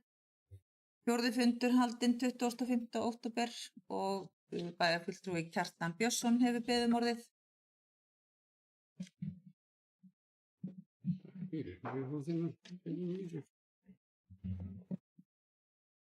Já, forseti bæjarfulltrúar og tilheyrendur, mér langar bara rétt aðeins að koma undir þessari fundargerð af 3 ástæðum. Ég ætla nú ekki að lengja fundin meira en þörf er á, en það er rétt að koma og minnast á þetta. Það er sem sagt fyrsti liðurinn á þessu fundi. Það er svo sem umræða sem hefur verið í gangi nú nokkur misseri og á síðasta kjörtímabili var samþykkt í bæjarstjórn Árborgar að með minni samhljóða að skoða möguleika á því að fara í afþreyingar og útivistargarð og sýslumannstúninu og það náttúrulega er þar ein óvissa. Bæjarstjórnin sem var á síðasta kjörtímabili lét kanna þetta með lögmanni hvernig svona réttarstaðan er á sýslumannstúninu. Það er þannig að 1978 þá fór sýslan og sýslunefnd út í að útdeila jarðarspildum og eignum frá sýslunefnd til sveitarfélaga, bæði til Hveragerðisbæjar og hér í uppsveitunum eilítið þar sem hafði verið á forræði sýslunefndar og einnig sýslumannstúninu. Þessu var hins vegar aldrei þinglýst og það var aldrei gengið frá málinu á þeim tíma sem er miður. En við vonumst til þess að ná einhvers konar samkomulagi við héraðsnefndina það að klára þessi mál. Þannig að við getum nýtt þetta græna svæði og flotta svæði sem þarna er. Auðvitað getur menn haft alls konar skoðning hvað þarna ætti nú að vera, en við höfum þegar verið í gríðarlega mikilli uppbyggingu hér á þessu svæði og sérlega af eldra fólki. Býr hérna kannski 400-500-600 manns, ég veit ekki nákvæmlega töluna og auðvitað fyrir aðra íbúa myndi þetta nýtast, en það væri gaman aðeins að þetta kostur nú neitt óskaplega mikið að gera þarna svona einhvern afþreyingargarð og svona bekki og eitthvað svoleiðis. Það er nú ekki, ég ætla ekki að útlista það hér, en það gæti verið gaman og ef við næðum samkomulagi við sýslunefnd eða héraðsnefnd þetta mál. Nú menningarmálin október honum er nýlokið. Það voru 75 dagskrárliðir þar, bæði smáir og stórir og ég ætla nú að fá að byrja á því að þakka Margréti Blöndal og Ólafur Rafnar Ólafssyni, starfsmönnum á sviðinu fyrir þeirra undirbúning og þeirra vinnu. Og það er líka svo skemmtilegt frá að segja að Margrét er svona kraftakona í þessum málaflokki og hún hefur náð að virkja fullt af fólki með sér í til dæmis nýstofnum menningarsamtök hér í sveitarfélaginu sem að kalla sig Menningarvitar og ásamt Heiðrúnu og bókasafninu og fleirum, og þetta er gaman að fylgjast með því og það er búið að virkja fullt af fólki í viðbót sem er í menningarstarf sem er vítt og breytt sveitarfélagi með listasmiðjur og galleri og eitt og annað. Það höfum við verið að gera í gegnum árin, en það var ennú meira núna og sem aldrei eins mikið og akkurat núna. Þannig að það er gaman að því og ég held svona heilt yfir að menningarmánuðurinn tekist vel þrátt fyrir það að fjárveitingin til menningarmánuð sé nánast engin, svo að segja. Það er auðvitað byggist þetta mjög mikið á bara einkaframlagi áhugamanna menningu, vítt og breytt sveitarfélagið og okkar nefndarfólksins og og síðan auðvitað þessara starfsmanna sem starfa á sviðinu. Þannig að það tókst nokkuð vel til og var það látið vel af því svona það sem ég heyrði. Og þáttaka var mjög mikil líka og mikil mæting. Síðan þetta 5. liðin á dagskránni, það Menningarsalur Suðurlands, það var skipað í vinnuhóp þar og það var hún Guðbjörg Jónsdóttir og Ellý, bæjarfulltrúi í Bílistá og undirritaður sem erum í þeim hópi og verkefni þar framundan svo sem að klára viðræður við ríkisvaldi varðandi hlut okkar ef að ríkið ætlar að standa við þau gefnu lófar sem gefin hafa verið varðandi þáttöku þeirra í Menningarsal Suðurlands eða hvað eina annað sem menn vilja kalla hann hér. Það var nú allir deilum það hvað ég að kalla hann, en gott og vel, þetta vinnu heitið og það framundan fundur með menningarmálaráðherra Lilju og fjármálaráðherra að fara yfir þau mál hvernig ríkið vill klára sína aðkomu að verkefninu, þannig að í framhaldinu verða þetta ákveða hvað gera skuli og það ljóst með að við samningin sem gerðu var 2016 og það mun lægri áætlun að ræða þá heldur en var svo gert núna í tíð síðustu bæjarstjórnar, þar sem var farið í forhönnun á salnum og var til mikill að fyrirmynda hvernig var staðið að því að mínu mati. Og við störfum þar öll sem eitt í þeim hópi og með það að markmiði að gera þennan menningarsal að veruleika.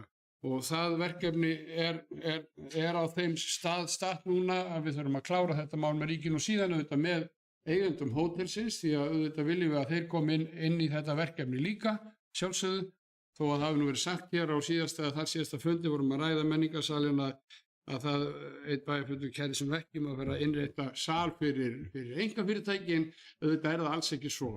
Þetta svolítið öðruvísi vaxið þetta mál, en við förum nú betur yfir það síðar en þetta vildi ég svona segja til upplýsinga. Það sem sagt framöndan fundir með eigendum hótelsins til að reyna að koma þessu og þoka þessu máli áfram og eins með ráðamönnum í ríkisstjórn.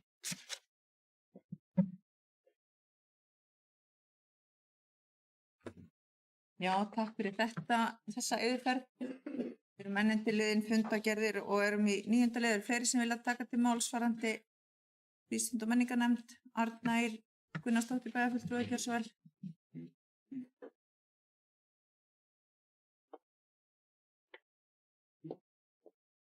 Forseti, mig langar aðeins að koma inn á fyrsta liðin í fundagerð Vísinda- og menningarnefndar, þarna tillaga eða kalla yfirferð yfir mál hérna með hugsanlegan frístunda eða útivistargarð á Sýslumannstúninu. Sko, mér finnst nú svona aðeins hugmyndin ágætt í mörgu tilliti. En þetta er orðið svolítið svona gömul hugmynd og mjög margt breyst í sveitarfélaginu á miðsvæði sveitarfélagsins, eða þar að segja á miðsvæðinu eins og þetta er kallað þar sem að þessi lóð stendur, sem að þar nú auðvitað eins og Kjartan kom inn á að komast á hreint hvernig eignaraðildin að þessari lóð er. En mér finnst svona þetta ekkert vera alveg borðleggjandi að það eigi að vera með slíka aðstöðu á þessari lóð. Það er margt breyst í sveitarfélaginu, við erum þetta að skoða hérna með glæsilegt nýtt hjúkrunarheimili. Ég hefði viljað sjá, og síðan hefur líka verið unnið mjög skemmtilega í lóðinni hérna fyrir framan eða á hliðinni á Grænumörk 5. Það er rosalega flott og sett upp alveg óbúslega flott tæki, svona æfingatæki. Og ég hefði viljað sjá eitthvað meira gert til dæmis í kringum það og jafnvel þá eitthvað sem að, bæði þar og líka eins bara eitthvað sem væri fyrir alla eldri borgara eitthvað í tengslum við nýja hjúkrunarheimilið. Að þá hefðu þeir íbúar til dæmis gætu hugsanlega nýtt sér það að einhverju leyti og síðan aðrir í sveitarfélaginu. Þannig að mér finnst alveg svona, mér finnst ekkert alveg liggja fyrir að þessi dýrmæta lóð sé sett undir þetta fyrir nú utan að það er auðvitað óbúðslegur umferðarniður og svona þú veist, alveg svona ég velti fyrir mér hversu svona þægilegt það er að vera með einhverja útivist og afþreyingu, það er alveg ofboðslegur umferðarniður á Hávaði. Þannig að svona ég veit ekki alveg hvort að mér finnst þessi hugmynd ennþá góð. Þó hún hafi kannski verið það fyrir dálítið mörgum árum síðan þetta kom fyrst fram. En eins og sé, það hefur rosalega margt breyst. Bæði hérna voru ákveðið að setja upp þetta æfingatæki sem ég held að séu miklir svona möguleika til að byggja meiri kringum og svo nýja hjúkrunarheimili með svona útivista eða þess að það sé að samnýta einhverja svona útivistar afþreyinga möguleika fyrir eldri borgara á því svæði. En mér finnst allavega þurfa að ræða þetta aftur. Það er ekki alveg borðleggjandi að þessi aðstæða yrði þarna. Takk. Já, takk fyrir þetta, Arna Eir. Kjartan Björnsson, bæjarfulltrúi, hefur beðið orðið. Forseti, bæjarfulltrúar og tilheyrendur, já, þetta er alveg svo sem valít eða valít, kemur þetta. Það er alveg rökrétt hjá Örnu að nefna það að þetta hefur forsendur breyst á þessum árum og en ef það er umferðarniður og erfiðleikar með afþreyingu og útivist á Sýslumannsstúni þá er nú ennþá meira hér í kringum tækið, það er enn nær götun og enn opnara. En ég er alveg sammála því, það er til mikillar fyrirmyndar þetta tæki hérna úti og allt það. En við erum líka að tala það, við höfum talað, það var í greinargerð held ég með þessu á sínum tíma, þá var ekki talað sko þetta er allt saman afturkreft það sem þarna er gert, þetta var spurning að setja þarna bekki og kannski minigolf eða eitthvað slíkt, af þeirri einföldu ástæðu að hér er náttúrulega búið að snar byggja hér á öllu þessu svæði hér, þar sem við erum búin að koma hér upp mikilvæg aðstöðu fyrir eldra fólk og mörgum íbúðum og þetta nýtist þetta fyrir alla aðra líka, barnafólk og aðra sem vilja þetta njóta. Og tala nú ekki ef það verður kannski farið hér í uppbyggingu hér á miðsvæðinu inn í Grænumörk og fleira svona, að þá held ég við þurfum að halda þarna smá reit eftir til einhverja svona hluta, en þetta er að sjálfsögðu hluti sem við höfum eftir að ræða, við þurfum að klára þetta mál með héraðsnefndinni, það er nú lykilatriði og ég átti langt spjall við fyrrverandi oddvita hér, Ólaf Þ. Guðbjörnsson á dögunum og hann tekur undir þessar vangaveltur að þetta hafi staðið til að gera þetta og klára þetta á sín tíma en aldrei verið gert. Og svo það sem sagt líka að við gengum snarli í það að klára þinglýsingu á 2 lóðum fyrir Hveragerðisbæ til dæmis á síðasta kjörtímabili af því að þetta var einhver svona gamalt samningur þetta, þannig að við þurfum bara að klára þetta með Sýslumannsstúni svo sjáum við til og þá ræðum við saman. Já, takk fyrir þetta. Er ykkur fleiri sem vilja taka til máls varðandi lið 9 frístund og menningarnefnd? Ef svo er ekki, þá tekur Kjartan Björnsson, forseti bæjarstjórnar, aftur við fundinum. Takk fyrir. Takk fyrir þetta, Brynhildur, og þá förum við áfram í fundargerð. Það er 10. liður eigna- og veitunefnd, 7. fundur haldinn 25. október. Er einhverjum sem vilja tjá sig? Það er Sveinn Ægir Birgisson, dýrlista.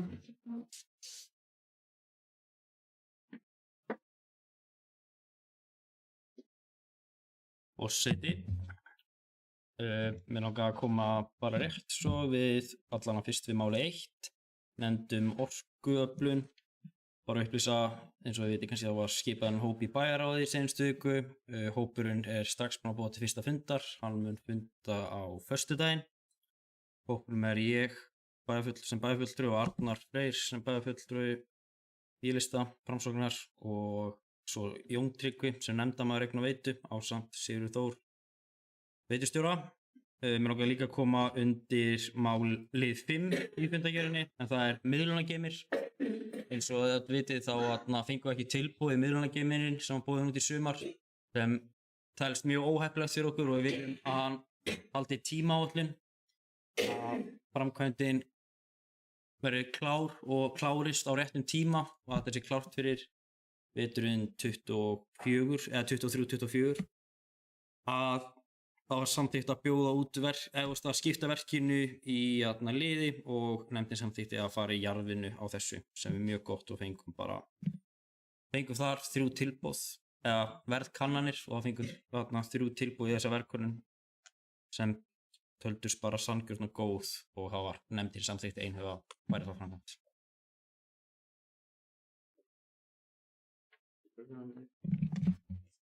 Já, þakka þið fyrir. Sveinn, eru fleiri sem vilja tjá sig? Og ef svo er ekki þá förum við í 11. liðinn sem er skipulags- og byggingarnefnd. 10. fundur haldinn 27. október síðastliðinn. Einhverju sem vilja tjá sig? Já, Bragi Bjarnason, D-lista. Forseti, bæjarfulltrúar og aðrir tilheyrendur, mörg, hlutaði málum hafa komið fyrir fundi hérna, en svona gott að minna á það er deiliskipulagstillaga þarna í auglýsingu fyrir Austugu og Vallholt sem fólk getur kynnt sér ef það vill skoða og komið ábendingum. Það er í auglýsingaferli núna. Annað hefur verið rætt eða er komið til afgreiðslu. Þakka fyrir, Bragi. Eru fleiri? Þá förum við í 11. liðinn skipulags, 12. liðinn segi ég, bæjarráð, 16. fundur haldinn 3. nóvember síðastliðinn. Einhverju sem vilja tjá sig? Sveinn Ægir Birgisson, D-lista.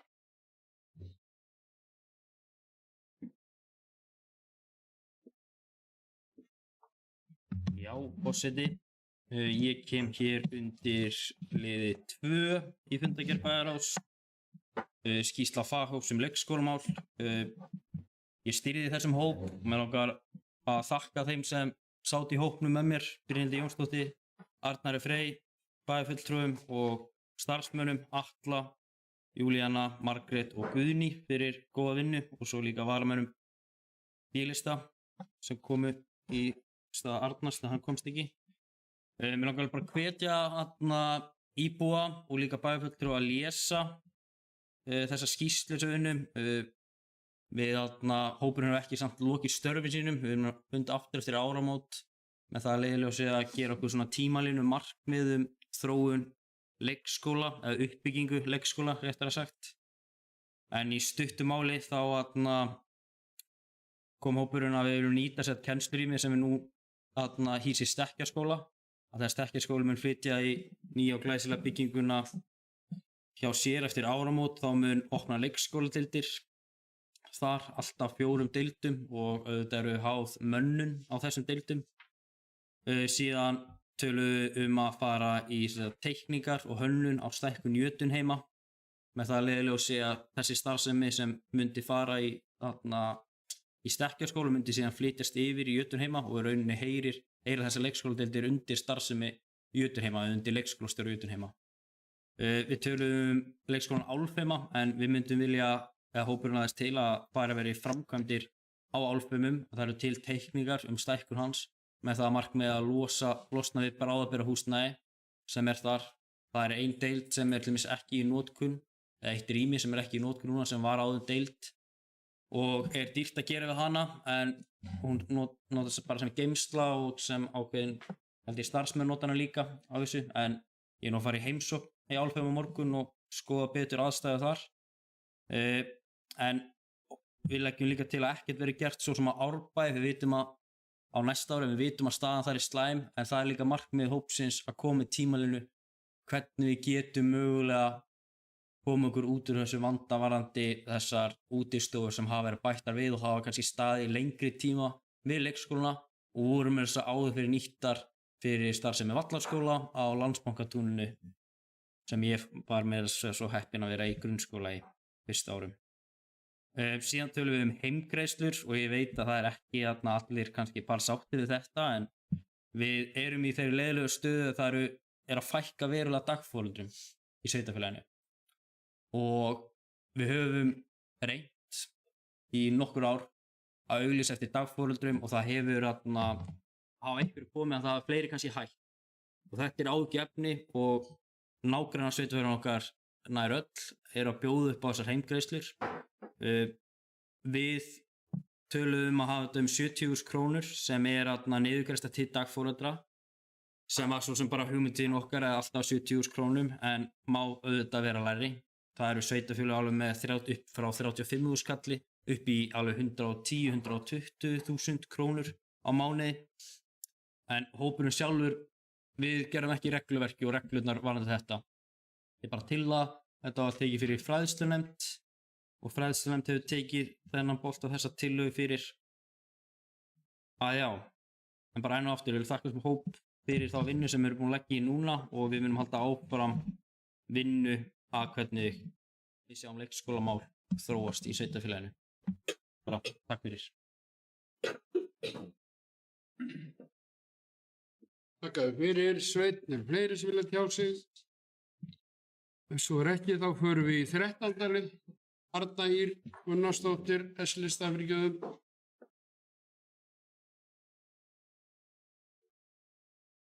Forseti,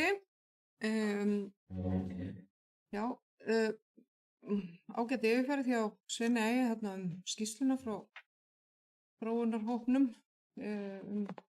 leikskólamálin í sveitarfélaginu. Það þessi svona tillaga svona næstu uppbyggingu í varðandi fjölgun leikskólarýma kom fram í vor og það er mjög gott að sjá að þetta bara að vinnan er komin vel á veg með þennan undirbúning og frábært hvað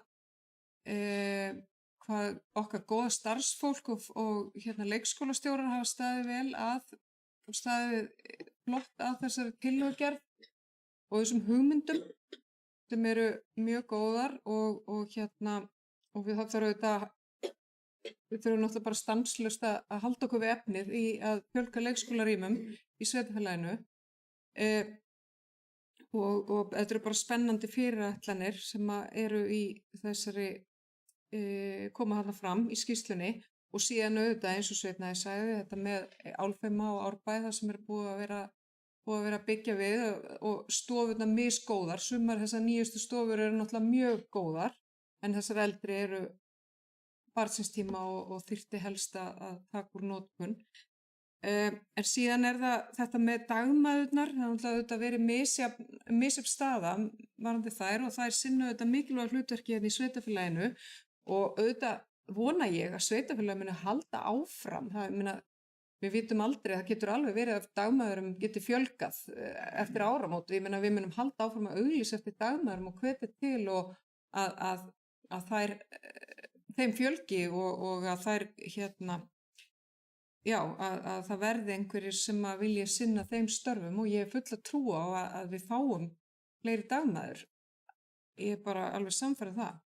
En síðan er það þetta varðandi heimgreiðslunar að ég auðvitað hef aldrei verið fylgjandi heimgreiðslum og ég hef alltaf áhyggjur af því að sveitarfélögin fari út í þetta. Þetta er eitt af því sem að ríkið mun nú okkur nasir þegar þeim finnst við ekki fara vel með fé af því að hvar ætlum við síðan að draga mörkin ef við ætlum að fara að greiða fólki fyrir að fá ekki þjónustu eigum að greiða þeim sem eru á biðlista í Árbliki eftir dagdvöl eigum að greiða maka þess fyrir umönnun maka eða þeirra sem eru á biðlista í vinaminni eigum að greiða maka fyrir umönnun hvað með þá sem fá ekki pláss í lengri viðveru grunnskólana. Þú veist á haustin eins og í haust við þurftum að segja við öll börn fyrst í öðrum bekk og svo í 3. og 4. bekk að þau fengi ekki pláss af því að við höfum ekki starfsfólk. Eigum að greiða þeim fyrir að fá ekki pláss. Þú veist, hvar eigum að draga línuna þegar við förum út í þetta? Ég hef smá áhyggjur af því að við verum alltaf að geta jafnræðis sem stjórnsýslu sem opinber stjórnsýsla og ég hef alltaf aðeins áhyggjur af þegar við förum þessa leið. En ég náttúrulega veit ekki hvort að það er búið að setja þetta inn í fjárhagsáætlun, hvort að það er búið að gera ráð fyrir þessum viðbótarkostnaði. En þetta er auðvitað viðbótarkostnaður og við erum að reyna að draga úr kostnaði og spara. Þannig að þetta er álitamál. En ég ætla að bið fólk að hugsa það. Hvar ætlum við að draga línuna með að greiða fólki vegna þess að það fær ekki þjónustu. Biðja að hugsa það svolítið. Takk. Takk fyrir Arna Ýr, þau voru Sveinn Ægir Birgisson D-lista, með ansvar. Forseti, þetta er kannski ekki beint ansvar, ég glemdi nú bara að segja sumt líka sem ég talaði á. En mjög takk Arna fyrir góð orð. Mér langar líka bara að benda á sem sláandi sko að á meðaltali á seinustu ára hefur þurft að fjölga 2 leikskóladeildir á ári. Þetta sýnir bara vextinn og það vaxtarverki sem við glímum við og þetta raunin sem við þurfum að hafa í huga. Þess vegna verðum við að halda vel á spilum og þetta má ekki, ef við missum 1 ár, þá erum við komið meira en heilan leikskóla sko, hálfan leikskóla sem þarf að byggja upp sko. Þetta mjög, það þarf að halda þétt á spilunum. Mér langar líka bara að tala áframhaldandi vinnuna þarna. Við erum með leikskólastjóra í þessum hóp sem hafa bara reynst eitthvað mjög vel og við ætlum að vinna þetta náið með leikskólastjórum og við munum fara á fund með þeim varðandi þessi mál og halda þá vel með okkur og fá starfsmenn með okkur lið af því við náttúrulega gerum okkur ekki alveg sem pólitíski fulltrúar ekki alveg grein fyrir hvernig staðan stundum inni í leikskólanum. Mér langar líka að koma inn á að þótt að við getum tala heimgreiðslurnar, það er rétt Arna, það er ekki inn á fjárhagsáætlun en auðvitað samt ef það væru nóg dagforeldrum þá væru við að greiða 70.000 krónur í niðurgreiðslu til allra þessa foreldra. Ég gerir ráð kannski en þetta er ekki inn á fjárhagsáætlun. En mér langar líka að tala sko varðandi framtíðina á leikskólamálum. Þessi 10 ára plan sem hópurinn ætlar að reyna að gera og draumur minn að vera að veruleika. Mér langar, og það vilji minn og draumur minn, að þarna verði þverpólitísk samstaða. Og ég ætla mér bara að bjóða öllum bæjarfulltrúum sem vilja og taka þátt í þessu að koma og vinna þessa vinnu með okkur og hópurinn og við ætlum að vinna þetta til framtíðar þannig að við munum halda vel á spilunum og ná að tryggja þessa mikilvægu þjónustu til fjölskyldna og barna til framtíðar í sveitarfélaginu. Takk.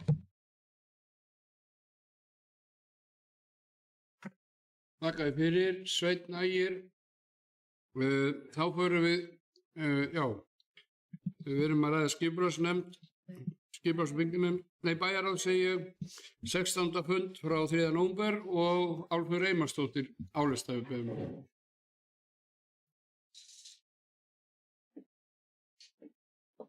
Takk fyrir forseti og ég bara þakka góðar umræður undir þessu liði. Ég ætla bara aðeins að fá að taka til máls með þetta mjög góði punktur með fordæmi sko því að nú oft er bent á það sko að leikskólar þó að sé litið á þetta sem lögbundna þjónustuna að þá er þetta í raun og veru ekki lögbundin þjónusta sveitarfélaga sko og þá fyrir dæmið sko hvar drögum við línuna vegna þess að við erum með biðlista í lögbundinni þjónustu, grunnþjónustu sem okkur ber að veita sko. Þannig að þú veist, þurfum við þá ekki einmitt að fara að greiða fyrir þá sem eru á biðlistum þar. En ég held að við tökum bara þessa umræðu og ég vil þakka hópnum fyrir alveg frábæra skýrslu og við bara tökum þessa umræðu áfram inn í þessar 3 vikur sem við höfum til næstu seinni umræðu fjárhagsáætlunar. Takk. Takk fyrir, Álfheiður. Og þá förum við í 13. lið á fundunum. Það er umhverfisnefnd, 5. fundur haldinn 1. nóvember síðastliðinn. Einhverju sem vilja tjá sig þann fund? Álfheiður Reymarsdóttir álista. Takk aftur forseti. Mér langar að tala bara í sambandi við 1. lið fundargerðarinnar af því ég veit að formaður nefndarinnar staddur á svæðinu, hálfraddlaus en þá með okkur. Að varðandi þessar sorpbyrðureglur og hvaða möguleika við höfum á vali fyrir íbúa.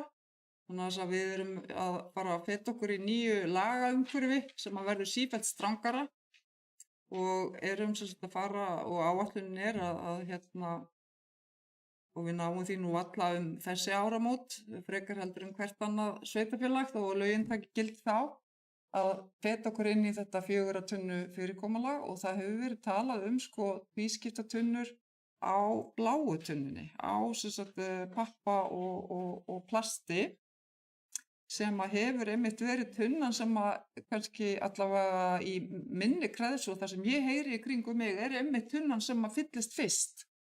Þannig að ég hefði til dæmis og ég veit að margir hefði viljað sjá frekar tvískipta tunnu á milli gráu og brúnu sko, sem miklu minna notuð. Þannig að ég vildi bara kannski spyrja formann nefndarinnar hversu mikið af valmöguleikum höfum við í þessu án þess að leggja út í mikinn viðbótarkostnað.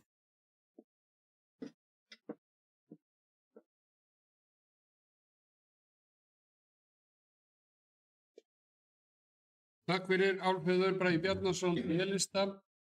Við orðið. Forseti, bæjarfulltrúar og aðrir tilheyrendur. Já, starfsmenn mannvirkja og umhverfisins eru akkurat núna í framhaldi af umræðum á þessum fundi að gera drög að samþykkt og taka saman í rauninni alla þessa valkosti og það voru allir sammála í nefndinni að það væri mjög mikilvægt að íbúar hefðu sem mesta möguleika á vali bara eftir stærð og hvernig húsnæði þeir eru og samsetningu fjölskyldunar og hluti af því akkurat hvaða tunnur eru tvískiptar. En ég veit að hluti af því var að kanna hvort það væri möguleiki að hafa fleiri tunnur tvískiptar. Hvort að það gangi eftir ekki komið í ljós en það verið að skoða alla þá möguleika og vonir standa eða markmiði var allavega að við fengjum umhverfisnefndin á næsta fund núna í byrjun desember svona fyrstu drög að samþykktinni og þá væri búið að taka saman svolítið betur þessa möguleika sem eru til staðar. Þannig að vonandi verða þessum flestir þannig að íbúarnir geti fengið að velja. Já, þakka þér fyrir Bragi. Í fleiri á mælendaskrá þá er það 14. liður eigna og veitunefnd 7. fundur haldinn 1. nóvember síðastliðinn. Einhverjir sem vilja tjá sig þann fund? Ef svo ekki þá förum við í 15. lið á dagskránni bæjarráð og það mun vera 17. fundur haldinn 10. nóvember síðastliðinn.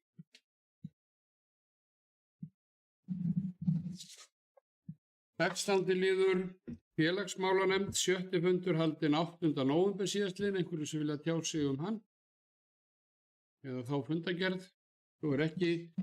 Þá förum við í 17. lið eigna og veitunefnd 8. fundur haldinn 8. nóvember síðastliðinn, einhverju sem vilja tjá sig hann. Sveinn Ægir Birgisson, félista. Forseti, ég kem undir máli 1. Fráveita Stokkseyri, mér langar bara að hvetja bæjarfulltrúa til að kynna sér aðeins þennan lið. Það búið að kostnaðarmeta og áfangaskipta hreinsun á fráveitu á Stokkseyri, saman á útrásir og byggja upp hreinsihús sem þarf að skoða varðandi skipulag staðsetningu og þannig. En það er nefndur valkostur þar. Já, mér langar bara að hvetja bæjarfulltrúa til að skoða þennan málaflokk og en eins og ég kom inn á áðan þá er margt sem okkur langar að gera og við erum ekki með þetta svo sem á áætlinu svo allana í þessari fyrstu umræðum og já, takk. Takk fyrir Sveinn Ægir og fleiri. Ef svo ekki þá förum við í 18. lið á dagskrá fundarins, skipulags- og byggingarnefnd 11. fundur haldinn 9. nóvember síðastliðinn. Einhverjir sem vilja tjá sig hann? Ef svo ekki, þá förum við í 19. lið á dagskránni, það er fræðslunefnd 5. fundur haldinn 9. nóvember síðastliðinn, það er Brynhildur Jónsdóttir félista sem hefur óskað eftir að fá að taka til máls.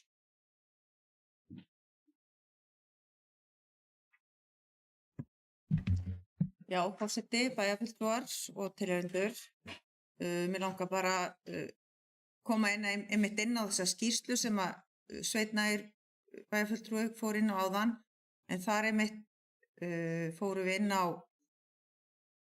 að fræðslunefndin tók fyrir skýrsluna og fól skrifstofu fjölskyldusvið að semja reglur heimgreiðslur þó þetta sé sannarlega ekki inn á fjárhagsáætlun. Og einmitt þetta tímalínan verður unnið frekar á vorin og verður væntanlega tilbúin í maí samkvæmt erindisbréfi. Síðan voru smá varðandi endurskoðun umhverfisstefnu. Þarna var bókun sem kom frá sviðsstjóra og við tókum undir og síðan er hafin vinna við menntastefnu Árborgar. Það var 12. liður og fyrsti fundur var haldinn 27. október og erum við búin að halda 2 fundi síðan og þessi allavega vinna er farin á stað. Það. Takk fyrir Brynhildur. Eru fleiri sem vilja tjá sig 5. fund fræðslunefndar? Ef svo ekki þá förum við í síðasta liðin á dagskránni, það er 20. liður. Það er bæjarráð 18. fundur haldinn 17. nóvember síðastliðinn. Þessi vil tjása hann. Ef svo er ekki, þá er dagskráin á þessum maraþonfundi tæmd, þar sem aðalefni fundarins var fyrri umræða fjárhagsáætlunar sveitarfélagsins Árborgar fyrir 2023-26 ásamt málum þeim tengd, og ég segi þá og minni bæjarfulltrúa á að kvitta hér fyrir komu sína og síðan rafræna undirritun í kvöld eða í fyrramáli og segi 9. fundi bæjarstjórnar Árborgar slitið.